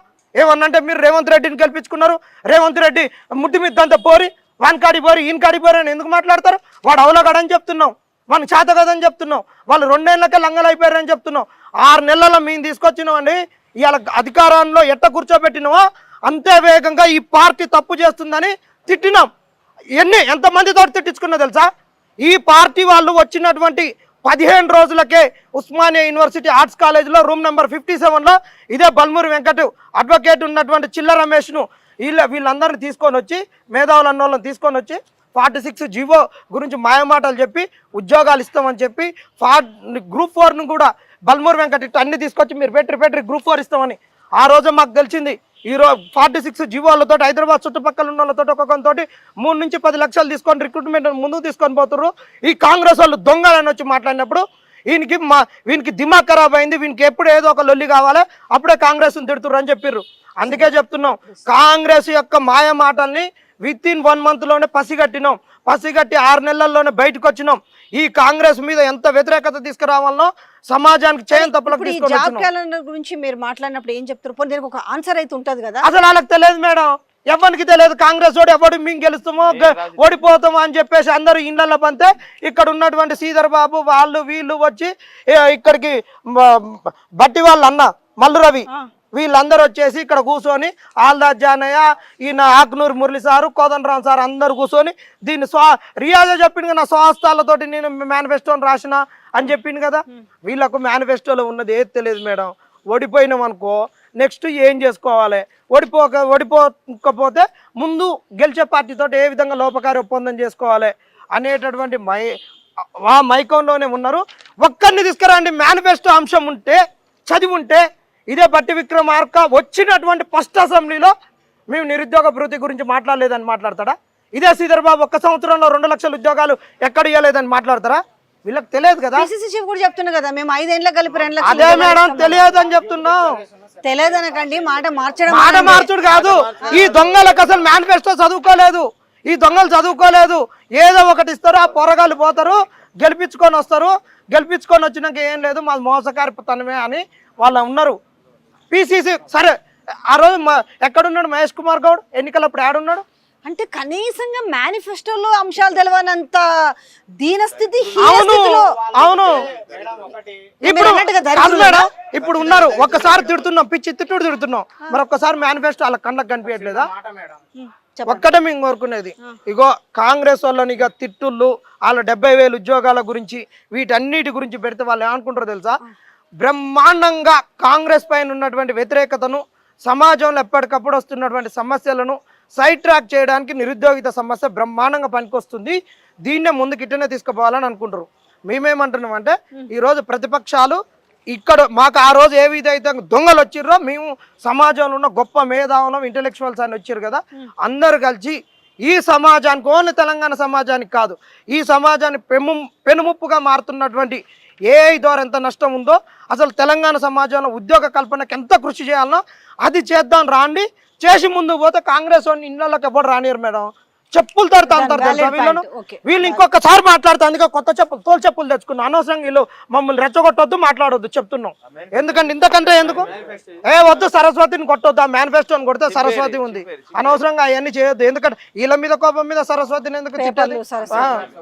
వాళ్ళు సిగ్గులేని కాడ పోయి మనం అంటే మేనిఫెస్టో వరకు ఓకేలే, పేపర్లో చేయడం, వాళ్ళు ఏదైతే వాళ్ళ బుర్రలో ఉన్న చెదడు అనే ఒక చెదలు అనే ఒక మేనిఫెస్టో అయితే మారరు. ఇంకో వాళ్ళు పోయేది ఉంటే ఈ ప్రతిపక్షాలు ఎందుకు ఈ ఎన్నికలలో, మున్సిపాలిటీ ఎన్నికలలో ఖచ్చితంగా మీరు ఇవ్వలేదు కావాలంటే ప్రతి లైబ్రరీ కాడికి పోదాం అని ప్రతిపక్షాలు కూడా ఎందుకు సవాల్ చేసి గుంజుకు రావట్లేరు వాళ్ళను? Valid point. దీన్ని చూసి ఇది అవుతారేమో, మీరు చెప్పండి. ఆ రోజు వాళ్ళు పేపర్ లీక్ కాగానే రేవంత్ రెడ్డి ఎక్కడో ఉన్న రేవంత్ రెడ్డి వచ్చి పేపర్ని పట్టుకొని చదువుకుంటే ఎక్కడెక్కడ పేపర్ లీక్ అయినాయి, ఎందుకు లీక్ అయినాయి, అక్కడ ఎవరెవరు ఇన్వాల్వ్ అయ్యారు, శంకర్ లక్ష్మి ఎట్లా ఇన్వాల్వ్ అయింది, కాన్ఫిడెన్షియల్ ఇన్ఛార్జ్ ఉన్న శంకర్ లక్ష్మి ఇళ్ళ మొత్తం పాల్గొన్నది, రాజశేఖర్ రెడ్డి మొత్తం అమ్మేసిండు అని ప్రతి మాట చెప్పినటువంటి రేవంత్ రెడ్డి ఈరోజు మాట మార్చిండు. అప్పుడు గుర్తున్న మాటలు ఇప్పుడు గుర్తులేవు. 70,000 ఉద్యోగాలు ఇచ్చినా మేము తల నరుక్కుంటా అంటే మనం ఎట్లా నమ్ముతాం మేడం? ఇప్పుడు ఆయన తల నరుక్కుంటాడు. అప్పుడు సిగ్గు లేదనందమ్మా, మరి నిస్సిగ్గుగా చెప్పిండా, సిగ్గు లేకుండా చెప్పిండా? మేము వెల్ ఎడ్యుకేటెడ్ మేడం. అంతమంది సభలో ఆయన ఏడో ఒక ప్రెస్ మీట్ లోనో ఒక చిట్ చాట్ లోనో చెప్పిన అంశం కాదు. ఆయన మున్సిపల్ ఎలక్షన్ సందర్భంగా బహిరంగ సభలో ఆయన తెచ్చుకున్న కొంతమంది వేల మంది సమక్షంలో చెప్పిన మాట కదా. ఇది తెలంగాణ సమాజం చూసినప్పుడు ఏమనుకుంటది? నిజంగానే ఇచ్చిండ్రు కాబట్టి నేను తల నరుక్కుంటా అనే మాట అన్నారు కదా. ఈ మాట నేను పదే ఎందుకు గుర్తు చేయాల్సి వస్తుందంటే, ఎంత పెద్ద మాట, అరే నిజంగానే ఇచ్చుంటాడేమో అందుకే నేను తల నరుక్కుంటా ఇయ్యలేదంటే అనే మాట సవాల్ చేసిండు. మేడం మీరు నమ్ముతారా ఆయన తల నరుక్కుంటా అంటే? 2 లక్షల ఉద్యోగాలని సరూర్ నగర్ సభలో యూత్ డిక్లరేషన్ ప్రకటించారు. ఇప్పటికీ వీడియోలు ఉన్నాయి. ఆ వీడియోలు ఉన్నప్పుడు ఇప్పుడు ప్రజెంట్ ఉన్న పిసిసి గారు ఏమంటున్నారు? మేము 2 లక్షల ఉద్యోగాలు ఇస్తున్నది 1 సంవత్సరం కాదు, 5 సంవత్సరాలు అన్నాడు. మరి ఈయన తల నరుక్కుంటాడా? ఈయనకు సిగ్గున్నదా? మాట్లాడేటప్పుడు చూసుకోవాలి, పెద్ద మనిషి కదా. అసలు మేము మాట్లాడదు మేడం, మేము వెల్ ఎడ్యుకేట్. వాళ్ళంటే గల్లీల రౌడీగాల లెక్క ఏది పడుతుంది మాట్లాడతారు. రాజకీయ నాయకులు అంటేనే రౌడీ రాజకీయ నాయకులు. ఒక్కరికైనా విలువ ఉందా మేడం? ఒకడు అంటాడు మేమంట కొన్ని పార్టీలకు రిప్రజెంటేటివ్గా వచ్చి డబ్బులు తీసుకొని తీసుకొని కొడక అనకూడదు కానీ ఆ మాట ఎవరికి? ఆ రోజు మీ కాడికి వచ్చినప్పుడు మీ కాడ డబ్బులు తీసుకున్నారు అవులేగాలు లుచ్చలు మీరు. ఇంకొకసారి ఆ మాట్లాడాలంటే పండబెట్టి తొక్కుతారు కూడా. ఎట్లా చేస్తున్నారంటే కూలీ తీసుకొని మాట్లాడుతున్నారు, అంత దిగజార్చి మాట్లాడుతున్న వైనం. సిగ్గుండాల వాళ్ళకి ఏమన్నా? ఆ రోజు మీ కాడికి వచ్చినాం కదా, మీ కేసు వేస్తే మా వెనకమ్మడి తిరిగినాం, ఇంకొద్దు బూతులు వస్తాయి, మా వెనకమ్మడి తిరిగి వాటన్నిటిని మీరు పొలిటికల్ చేసి అనవసరంగా గ్రూప్ 1 254 వచ్చి ఎక్స్ట్రా ఓఎంఆర్ సీట్లు వచ్చిన గ్రూప్ 1 కొట్టేసి ఇత్తులో పొత్తేసి 63 ఉద్యోగాలు అలా కలిపి మొత్తం ఉద్యోగాలు ఎత్తుకపోయి దొంగ నా కొడుకులు వీళ్ళు. వీళ్ళ గురించి తెలియదా మేడం? ఈరోజు వీళ్ళు మాట్లాడే విధానం ఎట్లుందంటే దొంగ మాటలన్నీ. ఆ రోజు మా వెనకమ్మటి వచ్చి ఆ రోజు శంకర్ లక్ష్మిని మరి ఏ జ్యుడిషియల్ కస్టడీ తీసుకున్నారు? ఆ రోజు జనార్దన్ రెడ్డిని, ఆ రోజు ఉన్నటువంటి టీఎస్పీఎస్సీ చైర్మన్ ఇప్పుడు టీజీపీఎస్సీగా మారింది. మరి మీరు ఇప్పుడు ఏం చేశారు? జ్యుడిషియల్ సిట్ రిపోర్ట్ ఎటువైంది? 62 జీబీల డేటా ఎటువైంది? ఇప్పుడు తగలబెట్టేసారు కదా వాళ్ళు. ఈయన ఓటు కేసులో ఈయనది. అడ్వకేట్ అలోకే ఉన్నారు, ఒకసారి చెప్పండి. ఈరోజు మీరు ఈ గోస చూస్తున్నారు, ఆయన చూస్తేనేమో నేను ఆల్రెడీ ఎవరు ఇవ్వలేదు, నేను సంవత్సరానికి ఈ ప్రపంచంలో ఎవరు చేయను ఒక వింత నేను చేసిన 70,000 ఉద్యోగాలు. ఎందుకంటే నేను అగైన్ ఎందుకు మాట్లాడుతుంటే తెలంగాణ సమాజం ప్రస్తుతం నమ్మే అవకాశం ఉన్న నేపథ్యం. ఎందుకంటే తెలియదు కదా ఇళ్ళలో ఉన్న వాళ్ళకు, అమ్మ ఇచ్చిండేమో 70,000 ఉద్యోగాలు అన్నట్టుగా. ఏం చెప్తారు ఈ విషయంలో? లీగల్ అంశాలు కానీ ఏవి కానీ మీరు ఏం చెప్తారు? మీరు 70,000 ఉద్యోగాలు ఇస్తున్నారంటే కదా ఎవిడెన్స్ చూపెట్టమనండి. ఎవిడెన్స్ అంటే ఒక ఆన్లైన్ అప్లికేషన్ ఒకటి ఉంటుంది కదా మేడం, మరి మనందరం అప్లై చేసుకోవాలి కదా. ఉద్యోగం అనేది నోటిఫికేషన్ రాగానే ఏం చేస్తాం? నెక్స్ట్ అప్లై చేసుకుంటామా? మరి అప్లికేషన్ చూపెట్టమనండి. 70,000 ఉద్యోగాలకు అప్లికేషన్స్ చూపెట్టమంటే మనకు దొంగలు బయటకు వస్తారు కదా మేడం, యాజ్ ఎ లీగల్ గా. అంటే విత్ ఎవిడెన్స్ 70,000 ఉద్యోగాలు వాళ్ళ నోటిఫికేషన్స్ రావాలి. నెక్స్ట్ ఏంటి స్టార్ట్ అయ్యేది? అప్లికేషన్స్ చూపెట్టాలి. తర్వాత వీళ్ళు ఇచ్చినాయి కదా ఒక 60 పోస్టులు మాత్రమే యాడ్ చేసిండు. ఆ గ్రూప్ 1 ఉద్యోగాలకు ఒకటి ఇచ్చిన నోటిఫికేషన్కి 60 యాడ్ చేసిండు తప్ప వాళ్ళు ఇచ్చింది ఏమీ లేదు. వాళ్ళు ఒక జాబ్ క్యాలెండర్ మేనిఫెస్టోకి మనం అట్రాక్ట్ అయినా కానీ కాంగ్రెస్ గవర్నమెంట్కి కాదు కదా, రేవంత్ రెడ్డికి కాదు కదా. వాళ్ళకి అట్రాక్ట్ అయిన మేనిఫెస్టోకి ఏంటంటే నీళ్లు నిధులు నియామకాలని అప్పుడు అన్నారు. వీళ్ళేమో జాబ్ క్యాలెండర్ అనే కొత్త స్కీమ్ తీసుకొచ్చిళ్ళు. అప్పుడు మనం ఏం చేస్తాం? ఉద్యోగాలు రావాలి కదా. మనం ఏంటంటే మనం తెలంగాణను కూడా ఫైట్ చేసింది దేనికోసం, ఉద్యోగాల కోసమే కదా. ఇప్పుడు కూడా ఉద్యోగం కోసమే మనం అట్రాక్ట్ అయ్యి ఓట్లేసినాం తప్ప వాళ్ళ ఫేసులు చూసి కాదు కదా. వాళ్ళు అశోక్ నగర్కి వచ్చి ఇక్కడ మీటింగులు పెట్టి మేము కూడా అందులో విక్టిమ్స్మే. ఎందుకంటే నేను గ్రూప్ 1 ప్రిపేర్ అయిందాన్ని 3 times క్యాన్సిల్ చేయడం, అసలు మైండ్ అంతా డైవర్ట్ చేసి మీరు గ్రూప్ 1 ఉద్యోగులు, మీరు చిల్లరగాళ్ళు అంటే ఒక సెల్ఫ్ రెస్పెక్ట్ ఉన్న వాళ్ళు, నిరుద్యోగులు అంటే అబద్ధం ఆడని వాళ్ళు, ఆత్మవిశ్వాసం ఉన్న వాళ్ళని రమ్మని అన్ని అంత ఎవిడెన్స్ ఉంటే శ్వేతపత్రం పట్టుకొని ఈ అశోక్ నగర్లో వచ్చి అప్పుడు కూర్చున్నాడు కదా రాహుల్ గాంధీ, ఇప్పుడు వచ్చి మాట్లాడమంటే బెటర్ కదా. ఏమైతుంది అంటే ఈ ప్రజాస్వామ్యంలో ఒక రాజకీయ నాయకుడు నిరుద్యోగులతో మాట్లాడొద్దని ఎక్కడన్నా రాజ్యాంగం మరి రాస్తుందా మేడం? రాసలేదు కదా. మీరు వచ్చి చర్చలు జరపండి. నిరుద్యోగులు అంటే అంత చీప్గా కనిపిస్తున్నారా వాళ్ళకు? అయితే నేను ఒకటి అడుగుతాను, రాహుల్ గాంధీ ఇక్కడికి వచ్చిండ్రు, మాట్లాడిండ్రు, నమ్మిండ్రు కదా ఉద్యోగులతో నిరుద్యోగులతో, రాహుల్ గాంధీ మాట ముచ్చట కదా. ఈ రోజు రాహుల్ గాంధీ ఏది చూడకపోయినా ఒక ఎక్స్ అయితే చూస్తారు కదా. మీరు ఎందుకు వరుస పెట్టి ఎంతమంది నిరుద్యోగులు ఉన్నారో ఒక రోజు ఒక డే పెట్టుకొని అందరు ట్వీట్ చేయొచ్చు కదా, ఏం జరిగింది ఈడ మోసం ఎట్లా చేసి అంటే తెలియదా అని మీరు అనొచ్చు. తెలిసి కూడా నటిస్తున్నారు. ఇప్పుడు నిద్ర పోయేటోళ్ళని లేపొచ్చు, నటిస్తున్న వాళ్ళని లేపలేరు కదా. మీరంతా కూడా ఒక రోజు ఆ కార్యక్రమం పెట్టుకోవచ్చు కదా. 2 years నుండి తిరుగుతూనే ఉన్నారు. వేసిండ్రు కాదండి, ఇంకొకసారి పౌరుషంగా ఇప్పుడు మీరు ఎంతైతే రాయడానికి పోతే ఎఫ్ఐఆర్ పెట్టిర్రు, క్యాంపస్ లో నా మీద ఎఫ్ఐఆర్ చేసి నెక్స్ట్ ఏమైనా ఉద్యోగం వస్తే ఎలిజిబిలిటీ కాదు కదా మేడం. కదా ఇగో మీ మేనిఫెస్టో దీని ప్రకారం మాకు వచ్చేసి ఇదేంటి మాకు ఉద్యోగాలు ఇస్తారు. ఏడు పోయారు ప్రియాంక గాంధీ, రాహుల్ గాంధీ మేము లెటర్ రాయడానికి పోతే ఉస్మానియా యూనివర్సిటీలో మా మీద తీసుకుపోయి ఎఫ్ఐఆర్ చేసి వీళ్ళు. మేడం కాన్స్టిట్యూషన్ ప్రకారం ఓట్ ఫర్ రైట్ 326 ఆర్టికల్ ఉంది. వీళ్ళని ఎక్కడ క్వశ్చన్ చేయనిస్తున్నారు? కనీసం ఎవరైనా బల్మూరి వెంకట్ కానీ వాళ్ళు అప్పుడు వీళ్ళు ఎంబడి చాలా తిరిగిళ్ళు, ఈ రోజు వస్తున్నారు. ఎందుకు వస్తారు? ఇప్పుడు అదే చెప్తారు కదా, మీరు కలిసే ప్రయత్నం చేసినప్పుడు కాల్ చేస్తే కూడా బ్లాక్ చేసుకునే పరిస్థితి కనపడుతుంది అని చెప్తున్నారు. అంటే ఎవరు కరెక్ట్ ఎవరు రాంగ్ అనేది ప్రజలకే వదిలేద్దాం. విచక్షణ అనేది ఒకటి ఉంటది కదా, మైండ్ అనేది ఒకటి ఉంటది కదా. ఎందుకు రావట్లేదు మరి? ఉద్యోగాలు ఇస్తున్నారని అక్కడ కూర్చొని మాట్లాడు కదా. రేవంత్ రెడ్డి కూడా రావచ్చు, ఇక్కడ యూనివర్సిటీకి రావచ్చు, లైబ్రరీకి రావచ్చు, అంటే ఎక్కడైనా ఎక్కడికైనా రావచ్చు కదా. ఎవరు చరిత్రలో రాకుండా నేను వచ్చిన అక్కడ వాళ్ళని బ్యాన్ చేసేసి బయటకు వెళ్ళిండు. ఒక్కసారి మేము ఫోర్స్ తో వస్తే మాట్లాడే ఛాన్స్ ఉంది. అది కాదు మేడం, ఉస్మానియా మీరు మాట్లాడుతున్నారంటే ఇక నా మీద కేసు అయినందుకే. ఇదే రియాజు ఇక్కడ మీరు ఎవరు మాట్లాడుకోవద్దని బోర్డులు పెట్టినప్పుడు ఎట్టెట్ట పెడతావు రియాజ్ సార్ అని, ఇక్కడ నీ ఈ పలుకుద్ది నోటిఫికేషన్ వస్తాయి, నీ ఈ పలుకుతే నోటిఫికేషన్ వస్తాయి, నువ్వు ఊకే నోటిఫికేషన్ అంటున్నావు, ఈడ ఎట్లా బోర్డులు పెడతావు, ఈడ సభలు పెట్టినా ఏదైనా మాట్లాడినా అరెస్టులు చేయమని పెట్టిండు. ఈ నోటిఫికేషన్ ఇది ఇచ్చిండు ఆయన రియాజు. ఇది లేకుండా ఉంటే ఆ బోర్డులు ఇల్లే ఉంటే అలా నువ్వు రాకపోతే మీరు రాకపోతే ఎవరు రాకపోవు, ఆ గేట్ కా నుంచే తీసుకుపోయి పోలీస్ స్టేషన్ వేసేటోడు. ఇంకోటి మేడం, రావచ్చు ఇళ్లకు, వాళ్ళ అధికారం వచ్చినప్పుడు ఎవరు రావద్దు. ఫిబ్రవరి 25th చెప్పండి, మీరు చెప్పండి మేడం. వీళ్ళు ఉద్యోగాలు మొత్తం అమ్మేస్తున్నారు మేడం. స్పష్టంగా నేను చెప్తా, ఇప్పుడు క్లియర్ కట్ గా చెప్తా. ఉద్యోగాలు మొత్తం ఎట్లా అమ్మేస్తున్నారు అని చెప్తా. మొన్న గ్రూప్ 1 ఉద్యోగాలు అమ్మారు, దానికి ఎవిడెన్స్ లేదంటున్నారు కదా. నేను ఎవిడెన్స్ తో ఇంకో 2 డిపార్ట్మెంట్ ఇప్పుడు ఇంకో 2 డిపార్ట్మెంట్ చూపిస్తా. ఇలా జీపీఓ ఉద్యోగ నోటిఫికేషన్ ఇస్తా అని ఇచ్చిండు కదా. 10,954 పోస్టులు ఇచ్చిండుగా. ఎవరికి ఇచ్చినావు? నిరుద్యోగులకు ఇచ్చినావా? విఆర్ఓలకు చేసిన వాళ్ళకి ఇచ్చినావు. అక్కడ వాళ్ళు కమిషన్ ఇచ్చిరు నీకు, అందుకనే వాళ్ళతో భర్తీ చేసిరు. ఇది వాస్తవం కాదా? ఇవాళ నిరుద్యోగులతో భర్తీ చేసిరా, విఆర్ఓలతో భర్తీ చేశారు. ఉద్యోగాలు ఉన్న వాళ్ళకి ఉద్యోగాలు ఇచ్చిందంటే అర్థమైంది. ఇవాళ ఆ డిపార్ట్మెంట్లో, రెవెన్యూ డిపార్ట్మెంట్లో ఉంటే మన కాసులు దొండు ఎంత కావాలంటే అంత దండుకోవచ్చు నిరుపేద రైతుల దగ్గర నుంచి వాళ్ళ దగ్గర అని చెప్పేసి వాళ్ళు కమిషన్ ఇస్తే విఆర్ సంఘం వాళ్ళు ఇస్తే వాళ్ళకు ఉద్యోగాలు ఇచ్చారు. వాస్తవం కాదా ఇది? వాస్తవా కాదా ఇది? ఇది వాస్తవం కదా. అదే విధంగా ఇప్పుడు డిఎస్సి టీచర్ విద్యా వ్యవస్థలో టీచర్ పోస్టులు 2 సార్లు ప్రమోషన్ ఇచ్చాడు. జీవో ప్రకారం 108 ప్రకారం 2/3 వంతు ప్రమోషన్ ఇస్తారు, 1/3 వంతు భర్తీ చేస్తారు. మరి 2/3 వంతు అంటే నువ్వు ఏది తీసుకున్నా ఒక ప్రమోషన్ ఇచ్చినప్పుడు 100% పోస్టులకు సంబంధించి ప్రమోషన్ తీసుకుంటారు, ఆర్థిక శాఖ క్లియర్ తీసుకుంటారు. మరి నువ్వు 2/3 వంతు నువ్వు భర్తీ చేసినప్పుడు, టీచర్లను ప్రమోషన్ ఇచ్చినప్పుడు 18,000, 22,000 ఒకసారి, మొన్న 5,000 ఒకసారి, మీరు 2 సార్లు ఇచ్చినప్పుడు మరి నిరుద్యోగులతో ఎందుకు భర్తీ చేస్తలేడు? అంటే ఆ ఉద్యోగాలు లాస్ట్ టైం ఇచ్చిండు, కొన్ని ఈసారి ఉన్నాయి. మళ్ళీ ఆ టీచర్ ఉపాధ్యాయ సంఘాలకు 100% ఇచ్చేస్తున్నావు. ఇవాళ ఉద్యోగాలు లేవంటున్నావు. ఇవాళ స్కూల్ అసిస్టెంట్ పోస్టు 10,700 ఉంటే నువ్వు 1000 ఉన్నాయి, 500 ఉన్నట్టు 100% ప్రమోషన్ ఇస్తున్నావు. ఇవాళ నిరుద్యోగులకు 1/3 భర్తీ చేయాల్సింది ఒక్కటి కూడా ఉద్యోగాలు లేవని చూపెడతా ఉన్నావు.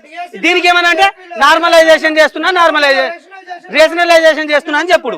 ఏం లేదు, ఆ ఉద్యోగాలు అమ్మేసుడు, రేషనలైజేషన్ చేసినాం, ఖాళీ లేవంటున్నావు. మరి మా 30% వాటా ఏది? ఆ 30% వాటా ఏది? నువ్వు 2 సార్లు ప్రమోషన్ ఇచ్చినావు, 70%, 30% వాటా ఏది? ఆ టీచర్లకి 100% ఇచ్చినావు, వాళ్ళ దగ్గర డబ్బులు తీసుకున్నావు. ఉపాధ్యాయ సంఘాల దగ్గర కనబడతలే స్పష్టంగా. దీనికి ఎవరైనా సవాల్కి ఏమంటారమ్మా? మీరు తల నరుకోవాల్సిన అవసరం లేదు. మీది కాదు అని అంటే మాత్రం మేము ఉద్యమాలే చేయం, మీరు రాజీనామా చేయండి. ఎక్కడికి రమ్మంటే అక్కడ రమ్మంటాం. ఈ సీఎం రేవంత్ రెడ్డికి ఇదే చెప్తున్నాం. నువ్వు తల నరుకోవాల్సిన అవసరం లేదు. ఎవరి ప్రాణాలతో మేము ఆడుకోం. అది ఉత్తమ మాట, జూటా మాట. మేము ఒకటే సవాల్ చెప్తున్నాం. ఈ 70,000 కానీ నేను చెప్పిన మాటలు అవాస్తవం అంటే రేవంత్ రెడ్డి రాజీనామా చేయాల్సిందే. మేము నువ్వు ఎల్బీ స్టేడియం దగ్గరే ఇచ్చినావు. అదే ఎల్బీ స్టేడియం దగ్గర మా నిరుద్యోగులు అన్ని పట్టుకొని వస్తాం. ఏ డేట్ నువ్వు నోటిఫికేషన్ ఇచ్చినావు, ఏంది, ఎప్పుడు వచ్చిన నోటిఫికేషన్ అది బరాబర్ చెప్పుకొని ప్రయత్నం చేస్తే ఇచ్చే అవకాశం ఉందా ముఖ్యమంత్రి? అవును వచ్చిండు. సంవత్సరం దాదాపు సంవత్సరం వస్తుంది. అందరితోటి మీ పేర్లు కూడా చెప్పమని చెప్పారు వాళ్ళు. పేర్లు కూడా పంపించాం. అక్కడ మళ్ళీ నిరుద్యోగులు అంటే మాతోటి భయపడి అది ఎటు పోయిందో అద్దంకి దయాకర్ ఆన్సర్ చెప్పాలి. ఈ రోజు ఎందుకు మాతోటి మీటింగ్ అంటే భయపడుతున్నారు? మీరు నిజంగానే ఇస్తే 70,000 ఉద్యోగాలు ఎందుకు మాతోటి చర్చ జరుపుతలేరు? ఇంకోటి, అధికారం రాకముందు సీఎం రేవంత్ రెడ్డి మేము ఉత్తగడగట్లేదు, మీ మేనిఫెస్టోలో ఉంది, మీరు బహిరంగ సభలో మాట్లాడింది ఉంది. ఒక్కసారి ఇది మిమ్మల్ని మీ మీడియాకు చూపించాలని అనుకుంటున్నాను. ఇది అత్యంత కీలకమైనది. తెలంగాణ ఉద్యమం 60 ఏళ్ళు కొట్లాడింది. మీరు దగ్గర పెట్టుకొని చాలు. ఉద్యోగాలు మనకు కావాలి అని. ఆ నేపథ్యంలోనే తెలంగాణ రాష్ట్రం ఏర్పడ్డది. కానీ మన ఆకాంక్షలు నెరవేరలేదు.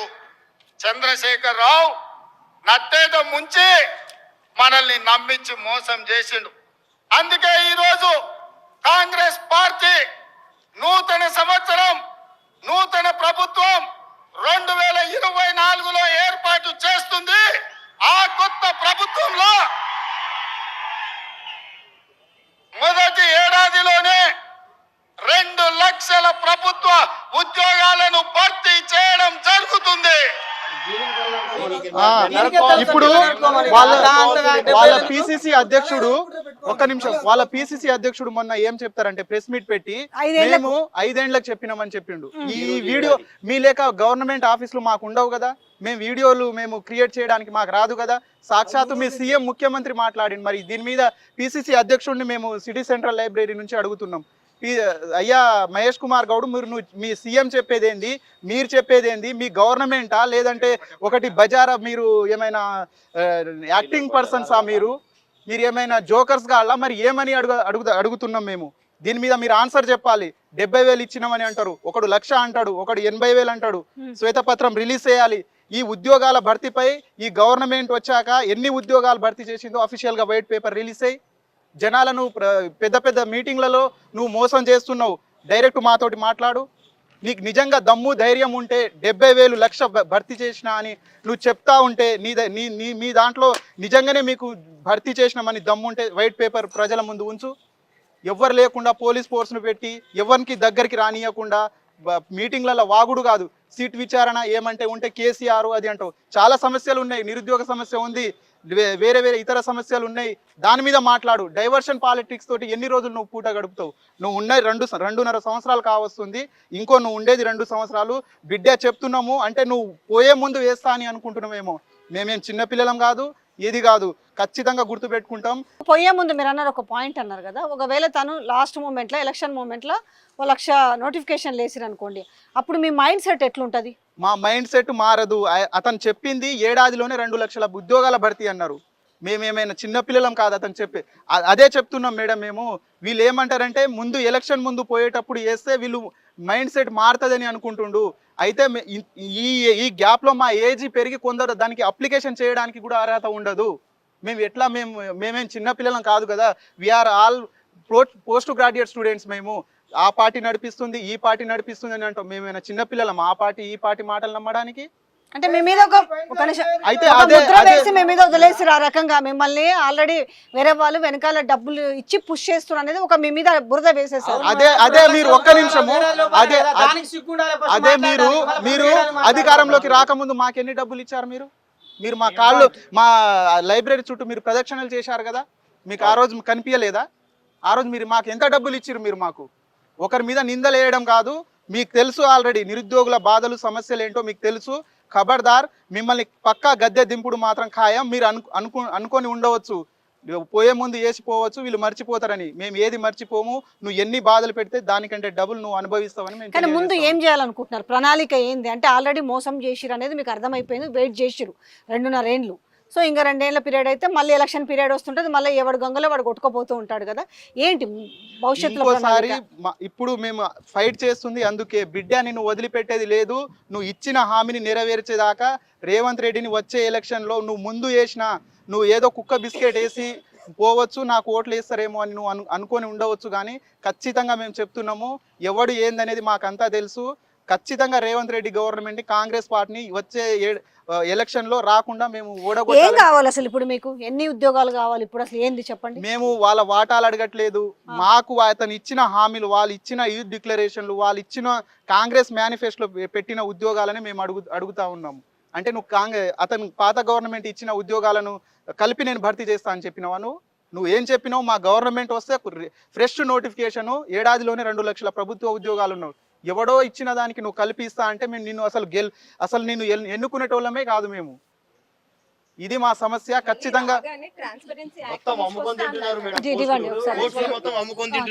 ఫస్ట్ వీళ్ళు ఏంటంటే ఈ నోటిఫికేషన్ అనేటువంటిది ఒక్కటి కూడా ఇవ్వలేదు. ఈ 2 years కాలయాపన చేసి ఎస్సీ వర్గీకరణ అనేటువంటి అంశాన్ని పట్టుకున్నారు. 2 సంవత్సరాలు ఈ ఎస్సీ వర్గీకరణతో మభ్యపెట్టారు. తర్వాత ఇప్పుడు ఈ ఉన్నటువంటి 3 సంవత్సరాలు కూడా వీళ్ళు నోటిఫికేషన్ ఇయ్యారు. వీళ్ళు మళ్ళీ ఏం చేస్తారు అంటే బీసీలకు 42% ఇచ్చిన తర్వాత నోటిఫికేషన్ ఇస్తామంటారు. బీసీలకు 42 ఇవ్వకపోతే అందరు కుల సంఘాల వాళ్ళు వీళ్ళందరూ మా దాడికి వస్తారు. సో అదంతా కంప్లీట్ చేసుకున్న తర్వాత ఇస్తామంటారు కదా. కంప్లీట్ చేయండి. మిమ్మల్ని ఎవరు ఆపుతారు? మీ ఎలక్షన్లను ఎవరైనా ఆపుతురా? వర్గీకరణ అవ్వలేదు. నువ్వు పంచాయతీ ఎలక్షన్లు ఏమి ఇచ్చినావు? 17-18% ఇచ్చేసి మా అనిపించినావు. మున్సిపల్ ఎలక్షన్లు జరుగుతున్నాయి, కానీ మా నోటిఫికేషన్ వచ్చేటప్పుడు మాత్రం నీకు అన్ని రిజర్వేషన్లు గుర్తొస్తుంది, ప్రతి ఒక్కటి గుర్తొస్తూ ఉంటుంది. సో ఇది దారుణం అనేటువంటిది తెలియజేస్తా ఉన్నా. నీ వల్ల కుమారస్వామి అనేటువంటి మా నిరుద్యోగి చనిపోయింది కదా. నిన్ననే వాళ్ళ ఇంటికి వెళ్ళి వచ్చినామండి. చిన్న పిల్లలు 2 ఉన్నారు, భార్య 2 చిన్న పిల్లలు. ఏ విధంగా బతుకుతారాలు? 32 సంవత్సరాల్లో తాను చనిపోయిండు. అంటే గౌరవ ముఖ్యమంత్రి గారు, నువ్వు నీ తలకాయ ఇచ్చేస్తా, అది ఇచ్చేస్తా, ఇది ఇచ్చేస్తా అంటున్నావు కదా. అది రాక్షసుడా? నువ్వు 20 తలకాయలు ఇప్పటికే తీసుకున్నావు. నీకు బుద్ధి ఉండాలి. అసలు 20 మంది నీ వల్ల చనిపోయారు. మా నిరుద్యోగులు 20 మంది చనిపోయారు కదా బిడ్డ. ఒక్కొక్క నిరుద్యోగి ఎవరైతే చనిపోయారో వారి సాక్షిగా చెప్తా ఉన్నాం, నీ ప్రభుత్వాన్ని ఖచ్చితంగా కూలగొడతాం. నువ్వు ఖచ్చితంగా ఈ నోటిఫికేషన్ ఇవ్వవు, కానీ నీ ప్రభుత్వాన్ని వచ్చేటప్పటికి మళ్ళీ ఏదో మభ్యపెట్టి కొన్ని అయితే వదులుతా అనేటువంటిది అంటున్నావు కదా. నువ్వు ఏం చేసినావు? ఆయన ట్విట్టర్ 2021లోనే బిస్వాల్ కమిటీ ప్రకారంగా 191,000 ఉద్యోగాలు ఉన్నాయని నువ్వు చెప్పినావు కదా. ఏడిపోయినాయి నీ ఉద్యోగ ఖాళీలు? వచ్చినావు, కానీ ఒక్క నోటిఫికేషన్ ఇవ్వలేదు. ఈయన ఇచ్చినటువంటి 10,000 కంటే ఎక్కువ ఉన్నది అనుకో, మా నిరుద్యోగులు తలకాయలు ఇస్తాం. నీకు దమ్ముంటే అశోక్ నగర్కి రా, మా లైబ్రరీకి రా, కానీ ఇది చేత కాదు. ఇది చాలా చాలా దారుణం. ఈ రోజు రేవంత్ రెడ్డి గారు చెప్తున్నారు కదా తల నరుకుంటా అని. మరి మీ ప్రభుత్వం వచ్చినప్పటి నుంచి, కాంగ్రెస్ ప్రభుత్వం వచ్చినప్పటి నుంచి ఎన్ని పోస్టుల ఆమోదం తెలిపిందో ఆర్థిక శాఖ నుండి తెప్పియండి చూద్దాం. కాంగ్రెస్ ప్రభుత్వానికి సవాల్ ఇస్తున్నా, మీరు ఆర్థిక శాఖలో ఎంత పోస్టులు భర్తీ చేశారో, ఎంత ఆమోదం తెలిసారో తీసుకోరండి. అదే జెన్యున్ గా ఉంటది. అంతేగా మేడం, ఏదైనా ఉంటే జెన్యున్ అదే కదా. ఇప్పుడు ఆర్థిక ఆమోదం తెలిపిన పోస్టులే కదా. మరి ఇప్పటి వరకు మాకు తెలిసింది 10,000 పోస్టుల కన్నా ఒక్క పోస్టు భర్తీ చేయలే. రేవంత్ రెడ్డి గారు ఖచ్చితంగా మీరు తల నరుక్కోవాల్సిందే. మరి ఈ రోజు మేము ఏజెన్సీలో కూడా మా పోస్టుల కోసం మేము పోరాటం చేస్తే మొన్న 2 కేసులు చేశారు మా పైన ఈ రేవంత్ కాంగ్రెస్ ప్రభుత్వం వాళ్ళు. మేము ఖచ్చితంగా పోస్టుల లోపల అమ్ముకుంటున్నారంటే మొన్న 2011లో జరిగిన డిఎస్సిని వాళ్ళు జెన్యున్ క్యాండిడేట్ కాదని చెప్తే 2025 మొన్న 2 months బ్యాక్ 4 పోస్టులను అమ్ముకొని తిన్నారు రేవంత్ రెడ్డి గారు. మరి బ్యాక్లాగ్ పోస్టులు ఎడిపోయినాయి. మొత్తం 80,000 పోస్టులు ఖాళీ ఉన్నాయి. ఇప్పటికీ ఖాళీగా ఉన్నాయి. ఈ పోస్టులు ఇప్పటికీ ఖాళీ ఉన్నాయి. మరి ఎందుకు భర్తీ చేయడం లేదు? ఖాళీగా ఉండి ఎందుకు భర్తీ చేయలేదు అనుకుంటున్నాను. ఎందుకంటే అంతగా మాటిచ్చి నేను సంవత్సరానికి 2 లక్షల ఉద్యోగాలు ఇస్తామని ఇందాక బ్రదర్ వీడియో కూడా చూపించిండు.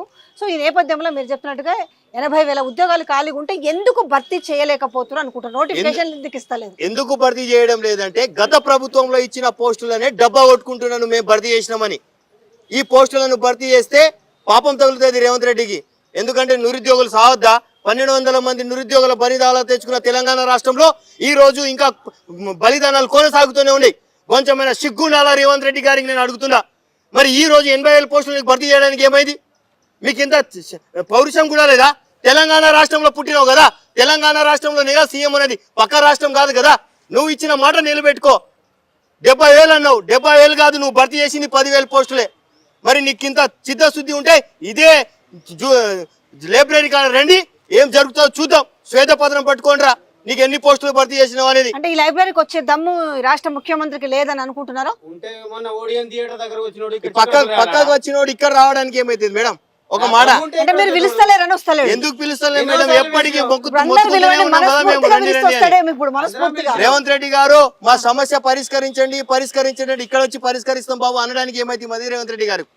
సో ఇక్కడ అద్దంకి దయాకర్ వచ్చిండు. అద్దంకి దయాకర్ వచ్చిన తర్వాత మీకు ఏమైనా సొల్యూషన్ కనిపించిందా? ఆ అద్దంకి దయాకర్ వచ్చినప్పుడు ఎటువంటి సొల్యూషన్ కాలే కానీ విద్యా వ్యవస్థ మొత్తం ముఖ్యమంత్రి దగ్గర పెట్టుకున్నాడు. ఇలా ఎడ్యుకేషన్ విద్యాశాఖ మంత్రి ఈ ప్రభుత్వ స్కూళ్ళలో ఉన్న ఇలా విద్యార్థులు లేరని చెప్తా ఉన్నారు కదా. వాస్తవం చెప్పండి, మొన్న కోమటిరెడ్డి గారు ఒక మంచి స్కూల్ కట్టించారు, చూశారు అందరూ. ఎంత టెక్నాలజీతో ఉంది, 3 కోట్లు పెట్టి. అట్లాంటి జడ్పీ స్కూళ్ళు పెట్టుర్రి. ఈ ప్రైవేట్ స్కూల్ బంద్ అయ్యి ఇలా విద్యా వ్యవస్థ బాగుపడుతుంది. చాలా మందికి డిఎడ్ చేసిన వాళ్ళకి ఉద్యోగ అవకాశాలు కలుగుతాయి. ఒక్క నిమిషం మేడం, అసలు విద్య రాడు మేడం, ఆయన రాడు ఇక్కడ ఓడియం థియేటర్ దగ్గర వచ్చినోడు ఇక్కడ రాడు, ఆయన రాడు. దమ్ము లేదు. రేవంత్ రెడ్డి దగ్గర దమ్ము ఉంటే అదే రోజు ఇక్కడ వచ్చేటోడు.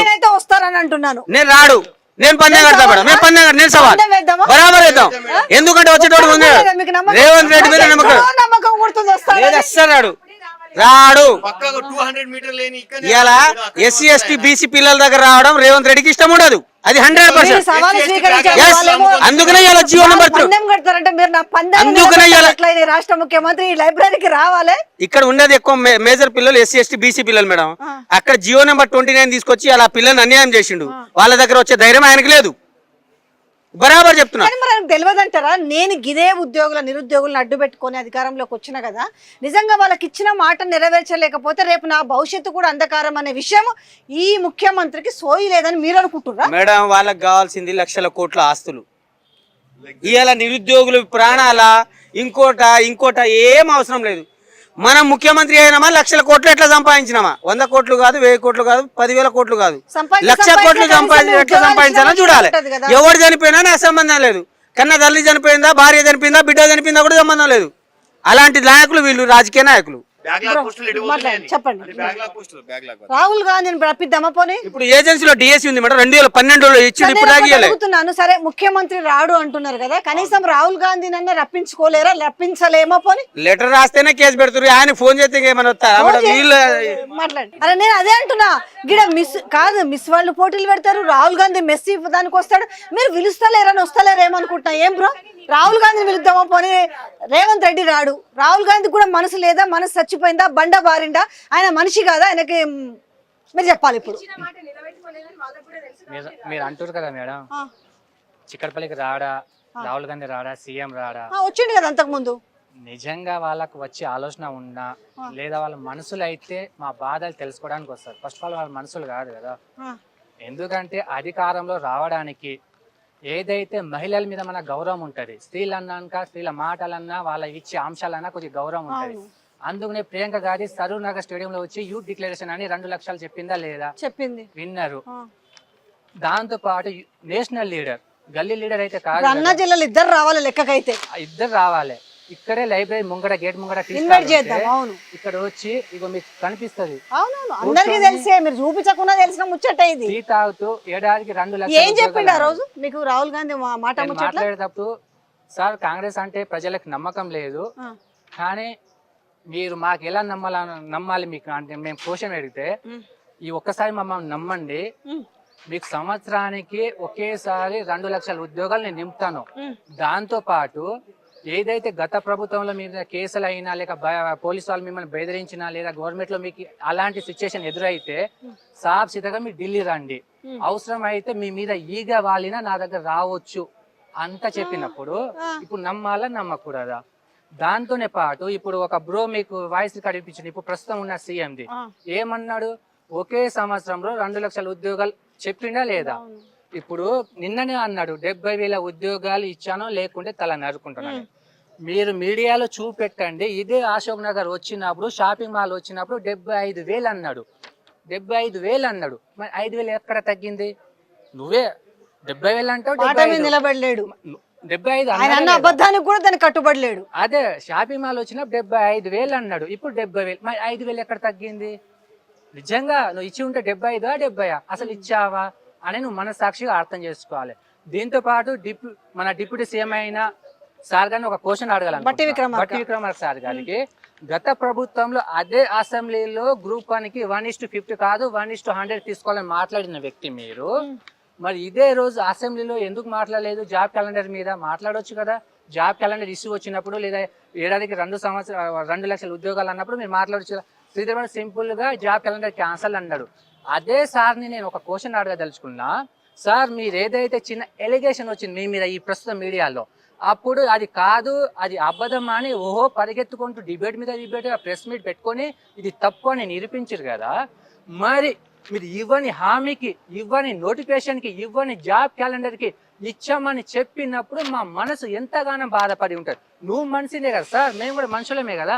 నీ మీద వస్తే అది పరిగెత్తుకుంటూ అబద్ధం అని చెప్తావు, కానీ మా మీద అబద్ధం మీద అబద్ధం. ఇవ్వని హామీని, ఇవ్వని జాబ్ క్యాలెండర్ ఇచ్చామని చెప్పడం ఎంతవరకు కరెక్ట్? మీరే ఒకసారి ఆలోచించండి. ఇదే పిసిసి ప్రెసిడెంట్ మహేష్ కుమార్ గౌడ్ గారు సంవత్సరానికి కాదు స్టెప్ బై స్టెప్ నింపుతామన్నారు. మరి మీరు స్టెప్ బై స్టెప్ చెప్పి ఉంటే మరి ఎలక్షన్ ముంగట ఎట్టుపోయారు? ఆ రోజు మీకు ముఖం ఏమైనా పక్షాతం పడిపోయిందా? చెప్పాలి కదా ఆ రోజు స్టెప్ బై స్టెప్ ఇస్తామని. మరి ఏమైంది? ఇప్పుడేమో నేను 70,000 ఇచ్చేసాను, ఇది ఇచ్చేసాను అంటున్న సీఎం సార్ గారు. అంతతో ఆగిండా? అంత కూడా ఆగలేడు. దాంతో పాటు డిపార్ట్మెంట్ అన్నప్పుడు చాలా మందికి రెస్పెక్ట్ ఉంటారు. డిపార్ట్మెంట్ వాళ్ళతోనే 40,000 ఉద్యోగాలు పోలీస్ అండ్ ఎస్ఐ కానిస్టేబుల్ అని చెప్పిండా లేదా? విన్నారు కదా అందరూ. వాళ్ళతో చెప్పిస్తారు, వీళ్ళతో చెప్పిస్తారు. అసలు విద్యాశాఖ మంత్రి ఎవరు? చెప్పాల్సింది ఎవరు? ఆయనే మరి కదా. మరి నువ్వు నిజంగా మేమైతే సరే నువ్వు అన్నదే లెక్క వాస్తవం అనుకుందాం, నువ్వు 70,000 ఇచ్చిందే అనుకుందాం. మరి డిజిటల్ మార్కెట్ అయితే నేను ఒకటి అడుగుతాను, మీరు అంత క్లారిటీ చెప్తారు. అసలు ఇక్కడికి రోజు రావడం వల్ల మీరు పాపము గొంతు అలసిపోయేలాగా, గొంతు నొప్పి పుట్టేలాగా, నరాలు ఊడు పడిపోయేలాగా మాట్లాడుతున్నారు కదా. అవును, నమ్మకం లేదంటున్నారు. మరి ఏం సాధిద్దాం అనుకుంటున్నారు? అదే మేడం నేను చెప్పేదాని ముందు అసలు సార్ గా 70,000 అన్నాడు కదా. ఇది డిజిటల్ మార్కెట్ కదా, ప్రతిదీ సోషల్ లో ఉంటది, వెబ్సైట్ లో ఉంటది కదా. అదే టీజీపీఎస్ ని కొట్టండి, నోటిఫికేషన్. నాకెందుకు టెక్నికల్ ఇష్యూస్ ఇచ్చిర్రు నేను చెప్తా అంతే. ఇప్పుడు నమ్మాలా, నమ్మి తీరాలా? అవును, దొంగలు ఎవరు దూరాలు అన్నప్పుడు తెలియాలి కదా. మేం దొంగల, సార్ గారు దొంగల తెలియాలి కదా. మరి నిజంగా నువ్వు ఇచ్చి ఉంటే ఆ టీజీపీఎస్సీ కానీ పోలీస్ ఎక్విప్మెంట్ కానీ గత ప్రభుత్వం ఇచ్చిందా ఈ ప్రభుత్వం ఇచ్చిందా చెప్పాలి కదా. నువ్వు ఇచ్చింది ఎవరికి? ల్యాండ్ సర్వే ఎవరికి? ప్రైవేట్ జాబ్ వాళ్ళకి. టెక్నికల్ కోర్స్ అది ల్యాండ్ సర్వే వాళ్ళకి. నువ్వు 5,000 పైచిలకు నోటిఫికేషన్ అపాయింట్మెంట్ ఇచ్చి అది కూడా నోటిఫికేషనేనా? రేపు మీ సేవల దగ్గర పోతే ఇన్కమ్ క్యాస్ట్ అవన్నీ తీసుకోవాలి, అది కూడా నువ్వు ఇచ్చే. మరి లక్ష ఎందుకు 3, 4, 5 లక్షలు అని చెప్పుకో. మరి అది చెప్పు, మరి అది చెప్పాలి కదా మేడం. దానికంటే ముందు ఏదైతే సీఎం సార్ అబద్ధం హామీ డిమాండ్ చెప్పండి. పోనీ చివరిగా మీరు డిమాండ్ చెప్పండి. ఇప్పుడు రేవంత్ రెడ్డి ఏం చెప్తుండంటే మేడం, పదే మాట్లాడుతూ ఉన్నాడు కదా, 60,000 ఇచ్చినాం లేదంటే తలకాయ నరుక్కుంటాం అనేటువంటి అన్నారు కదా. ఆ సందర్భంలో ఈయన అన్నాడు ఏమని, అశోక్ నగర్ లో ఉన్నటువంటి నిరుద్యోగులు, దిల్సుఖ్ నగర్ లో ఉన్నటువంటి నిరుద్యోగులు. కానీ ఈయన కొత్తగా చెప్తా ఉండు, ఇందిరానగర్ అనేటువంటిది ఎక్కడుంది, ఇందిరానగర్ అనేటువంటిది ఎక్కడుంది నిరుద్యోగులు మేము అక్కడికి వచ్చి చదువుకుంటాం. ఇప్పుడు ఇది ఖచ్చితంగా గ్రూప్ 1 లో ఎవరైతే దొంగతనంగా రాసిరో వాళ్ళందరూ ఇందిరానగర్ లో చదువుకొని రాసిన వాళ్ళేనా? ఖచ్చితంగా ఇందిరానగర్ లోనే చదివినటువంటి వాళ్ళని మేము తెలియజేస్తా ఉన్నాం. ఎందుకంటే ఈయనకు తెలుసు ఇందిరానగర్ ఏడుందో, ఇక్కడ మాత్రం ఇందిరానగర్ లేదు. మాకు తెలిసి నిరుద్యోగులు ఉన్నటువంటి ప్రదేశం అయితే ఇందిరానగర్ అనేది లేదు. ఈయన గ్రూప్ 1 దొంగతనం ఎవరైతే వచ్చిరనేది మేము ఆరోపిస్తా ఉన్నామో, కోర్టులో కేసులు గొడవ పడతా ఉన్నామో వాళ్ళందరూ ఇందిరానగర్ సంబంధించిన వాళ్ళే. నీకు దమ్ముంటే ఇందిరానగర్ ఏడుందో చెప్పు, నువ్వు ఇందిరానగర్ చూపించు, మేము కూడా వస్తాం కదా. అదే విధంగా ఈయన తలకాయ నరుక్కుంటా అంటుండు కదా, ఈయన తలకాయ నరుక్కోడు, ఏం చేయడు, మా తలకాయలు ఖచ్చితంగా నరికేంత వరకు. అదే విధంగా రియాజ్ ఏం చేస్తుండు, ఇప్పుడు విహార యాత్రలోకి వెళ్తుండు. నీకు తెలివి ఉండాలరా నాయన, నువ్వు విహార యాత్రలోకి వెళ్తా ఉన్నావు, నువ్వు ఇక్కడ అందరూ మహాధర్నాలు అది ఇది అని మేము తిరుగుతా ఉంటే ఈయనకు మా మీద జాబ్ వచ్చింది కాబట్టి వీళ్ళు మంచిగా ఎంజాయ్ చేసుకుంటూ ఉన్నారు. అదేవిధంగా ఇంకోటి తెలియజేస్తా ఉన్నా, విద్యాశాఖ మంత్రి లేడు కదా, కనీసం బల్మూరి వెంకట్ నన్ను ఇవ్వండి, ఆయనకు తెలుసు మా బాధలు ఏందో, మా దగ్గరకి వచ్చింది ఆయన్నే కదా. విద్యాశాఖ మంత్రి విద్యాశాఖ మంత్రి బల్మూరు వెంకట్కి ఇవ్వండి. పోనీలే, ఆయన- ఈ ఆయనకి రకంగా- ఇచ్చిన తర్వాత ఈ రకంగా ఆయన- బల్మూరు వెంకట్ అయితే సంబరపడతాడు. ఆయన- అబ్బాయి, నిరుద్యోగులకు దాని మీద ఎంత నమ్మకం ఉంది. ఆయన మాకు ఉద్యోగాలు కల్పిస్తాడని చూద్దాం. తమ్ముడు కాదు కాదు బల్మూరు వెంకట్ అన్న మీరు ఇక్కడ రండి, ఆ ఊహ ఎంత మీకు విద్యాశాఖ బాగుందో. మంత్రి ఇచ్చేంత వరకు మేము ఫైట్ చేసాం. దా వావ్. లైబ్రరీకి రా, ఇది చెప్తా ఉన్నా. ఇది ఖచ్చితంగా బల్మూరి వెంకట అన్న గారు చూడాల్సిందే. విద్యాశాఖ మంత్రి మీకు ఇప్పిస్తాం, మాకు నోటిఫికేషన్ ఇప్పించు. ఇది ఇది లైబ్రరీకి రండి. ఈ ఊహ ఎంత బాగుందో. ఒకటి మేడం, చెప్పండి. ఇప్పుడు మేము రేవంత్ రెడ్డి మీద ఎందుకంటే ఇవాళ నిన్న ఒక బీసీ బిడ్డ చనిపోయాడు.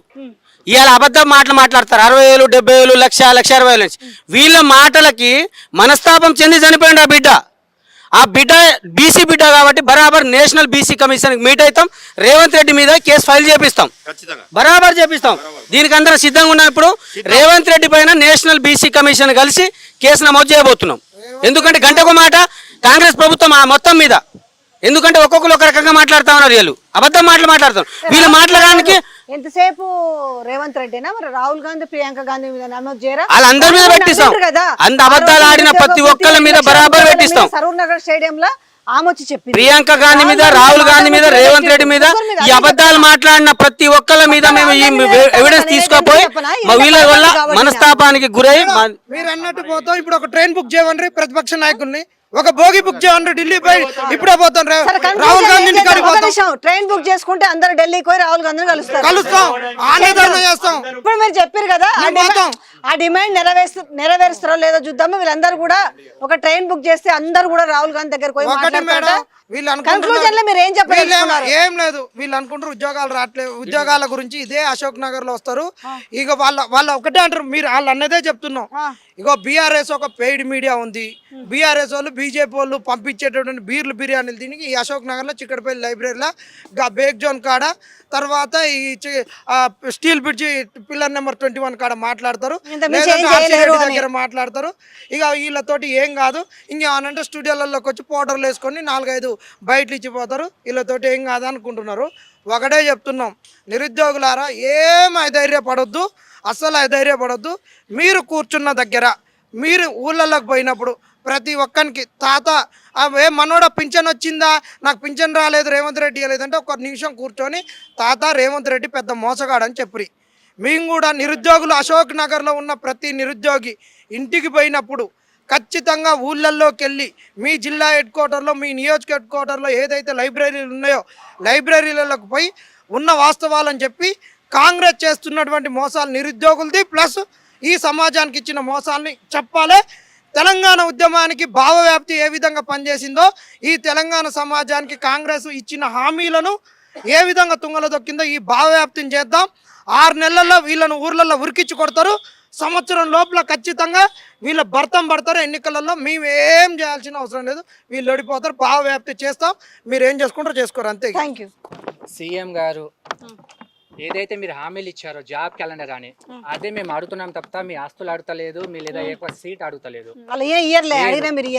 ఏదైతే మీరు అధికారం రావడానికి నిరుద్యోగులు మీరు పడిపోతున్న ఏదైతే కాంగ్రెస్ జెండా ఉందో అది భుజంపై మోసుకొని వాళ్ళ జీవితాన్ని ప్రాణం పెట్టి మీ జీవితానికి ఇస్తే ఈరోజు ఇంత ఘోష పెట్టడం మీకు ఏదైనా మంచితనం అనిపిస్తుందా? మీ యొక్క సీఎం అయి ఉండి ఏదైతే గత ప్రభుత్వం 1,90,000 విజువల్ కమిటీ అన్నారో, మరి ఆ కమిటీ రిపోర్ట్ ఇచ్చినప్పటి నుంచి ఇప్పటి వరకు స్టిల్ ఎన్ని నోటిఫికేషన్ ఉండొచ్చు కదా, అవన్నీ మీరు మాట్లాడాలి కదా. మరి మాట్లాడకుండా జాబ్ మీద జాబ్ ఇచ్చామని ఎలా హామీలు అబద్ధ ప్రచారం చేస్తారు? మీరు హార్వర్డ్ యూనివర్సిటీకి పోయి ఏమైనా నేర్చుకున్నారు, మళ్ళీ కొత్తది ప్రచారం చెప్పడం, వాళ్ళు చెప్పేది ఇంగ్లీష్లో అర్థం కాక ఇక్కడ వచ్చి మళ్ళీ నేను 70,000 ఇచ్చాను, నేను తల నరుకుంటాను అన్నారు. లేదు, మీకు అర్థం కాలేదా? హార్వర్డ్ యూనివర్సిటీకి పోయింది ఎందుకు అనుకుంటున్నారు? మీరు చెప్పేవి అర్థం చేసుకోవడానికి, మీకు ఏ రకంగా ఉద్యోగాలు ఇవ్వాలి, ఇంగ్లీష్లో ఉన్నాయి మొత్తం పూర్తిగా నాదంతా నేను నేర్చుకొని మీ దగ్గరకు వద్దామని హార్వర్డ్ యూనివర్సిటీకి ₹1,00,00,000 ప్రజాధనం పెట్టుకొని పోయిండు. మీకు ఆ మాత్రం తెలియలేదు? అయితే అక్కడ పోయి నిజమే నేర్చుకోవడానికి, కానీ ఇక్కడ వచ్చి అది విద్యార్థులు ఎలా మోసం చేయాలి, ఎంత మందిని మోసం చేస్తే నేను ఎంత హైలైట్ అవుతా నేర్చుకోవడానికి, షోస్ కొట్టడానికి. మేము అడిగింది ఎందుకు, ఏదైతే నువ్వు స్టడీ హోమ్లో యూనిఫామ్ వేసుకొని ఏది ఫుట్బాల్ ఆడినావో అదే యూనిఫామ్ కదా మేము అడుగుతున్నది పోలీస్ డిపార్ట్మెంట్కి, అదే గవర్నమెంట్ యూనిఫామ్ కదా మేము అడుగుతున్నది. నువ్వు ఏదైతే యూనిఫామ్ ఏదైతే నీ మనవని ఆడిపిస్తున్నావో అదే కదా మా అమ్మనన్నలు, అదే కదా అదే ఆశలతో కదా మమ్మల్ని చదివిస్తున్నారు. ₹5 భోజనం తినుకుంటూ రూమ్ రెంట్ కట్టుకోకుండా మరి ఎందుకు మా జీవనం ఎట్లా గడవాలి? మీరే అంటారు. నిన్న ఏమన్నారు? గత ప్రభుత్వంలో ఏదైతే జాబ్ వస్తుందని 20 ఏళ్ళ కుర్రోడు 25 ఏళ్ళ సంవత్సరం ఇక్కడ చదువుకోవడానికి వస్తే ఇప్పుడు ఒక్కొక్కరి 35 సంవత్సరాలు వచ్చిందండు. మరి పిల్లని ఎవరిస్తారు? పిల్లని ఎవరిస్తారు? నువ్వే కదా అన్నావు పిల్లని ఎవరిస్తారని. మరి ముదిరిపోయే బండగాయ మేము సొంత మా అమ్మ సొంత మేనమ్మని మా పిల్లని వీరటోని ఇస్తారు. మరి ఏం చేయమంటావు? నువ్వే కదా అన్నది. ఏమని అన్నావు? పిల్లని ఎవరిస్తావు అన్నావా లేదా? మరి ఎవరిస్తారు? మరి గత ప్రభుత్వం ఇవ్వలేదు, 10 సంవత్సరాలు ఆగినావు అంటే మరి 10 సంవత్సరాలు వాళ్ళు తప్పు చేసింది కాబట్టి కదా నేను తీసుకొచ్చింది. అవునా కదా? మరి వాళ్ళు చేసిన తప్పు మేము కూడా దొంగోళ్ళని అనుకుంటావా లేదా? వాళ్ళు చేసిన తప్పుకి నువ్వు పరిష్కారంగా 2 సంవత్సరాలు చూపెట్టాలా? 10 సంవత్సరాలు ఇవ్వండి, మేము 2 సంవత్సరాలు ఎలా ఇస్తాము? మేము కూడా స్టెప్ బై స్టెప్ ఇస్తాము. మరి ఇదన్నమాట ఎందుకు అనలేవు? మరి 10 సంవత్సరాలు వాళ్ళు తప్పు చేస్తే మరి మేము కూడా తప్పులు, మేము కూడా దొంగలము, మేము కూడా డబ్బులు దోచుకోవడానికా చెప్పాల్సింది మాటలు? ఇదేనా మీరు చెప్పాల్సింది? మీరు ఏమని చెప్పాలి? ఏదైతే మీరు జాబ్ క్యాలెండర్ ఏదైతే హామీలు ఇచ్చిరో అది కదా నువ్వు చెప్పాల్సింది. మరి నువ్వు ఏమనుకుంటున్నావు? ఇందాక మీరు ఒక క్వశ్చన్ అడిగిరు, ఏదైతే నోటిఫికేషన్ ఏదైతే ఎలక్షన్ ముంగట మీకు జాబ్ ఇస్తే ఏమని అడిగారు కదా. గత ప్రభుత్వం కూడా ఇచ్చిందా లేదా? ఎలక్షన్ ముంగట ఇచ్చింది కదా, కూలదొక్కినాం కదా. మీరు అన్నట్టే ఏదైతే సీఎం సార్ అంటున్నాడో వీళ్ళకి ఎలక్షన్ ముంగట ఇదే జాబ్ నోటిఫికేషన్ ఇచ్చేసి వీళ్ళని శాంతింపజేసి మళ్ళీ నేను అధికారం వస్తామో గిట్లనే. వెనక మళ్ళీ ఒక సామెత ఉంది, కోడిని పీక్కొని ఈకలు మొత్తం మొత్తం బొచ్చు మొత్తం పీకిన తర్వాత 4 విత్తనాలు వేస్తే అది ఏమంటే బాధ మొత్తం మర్చిపోయి మొత్తం మెతుకులు తిన్నట్టు ఉన్నదంట. అలా కోడి అనుకున్నావా?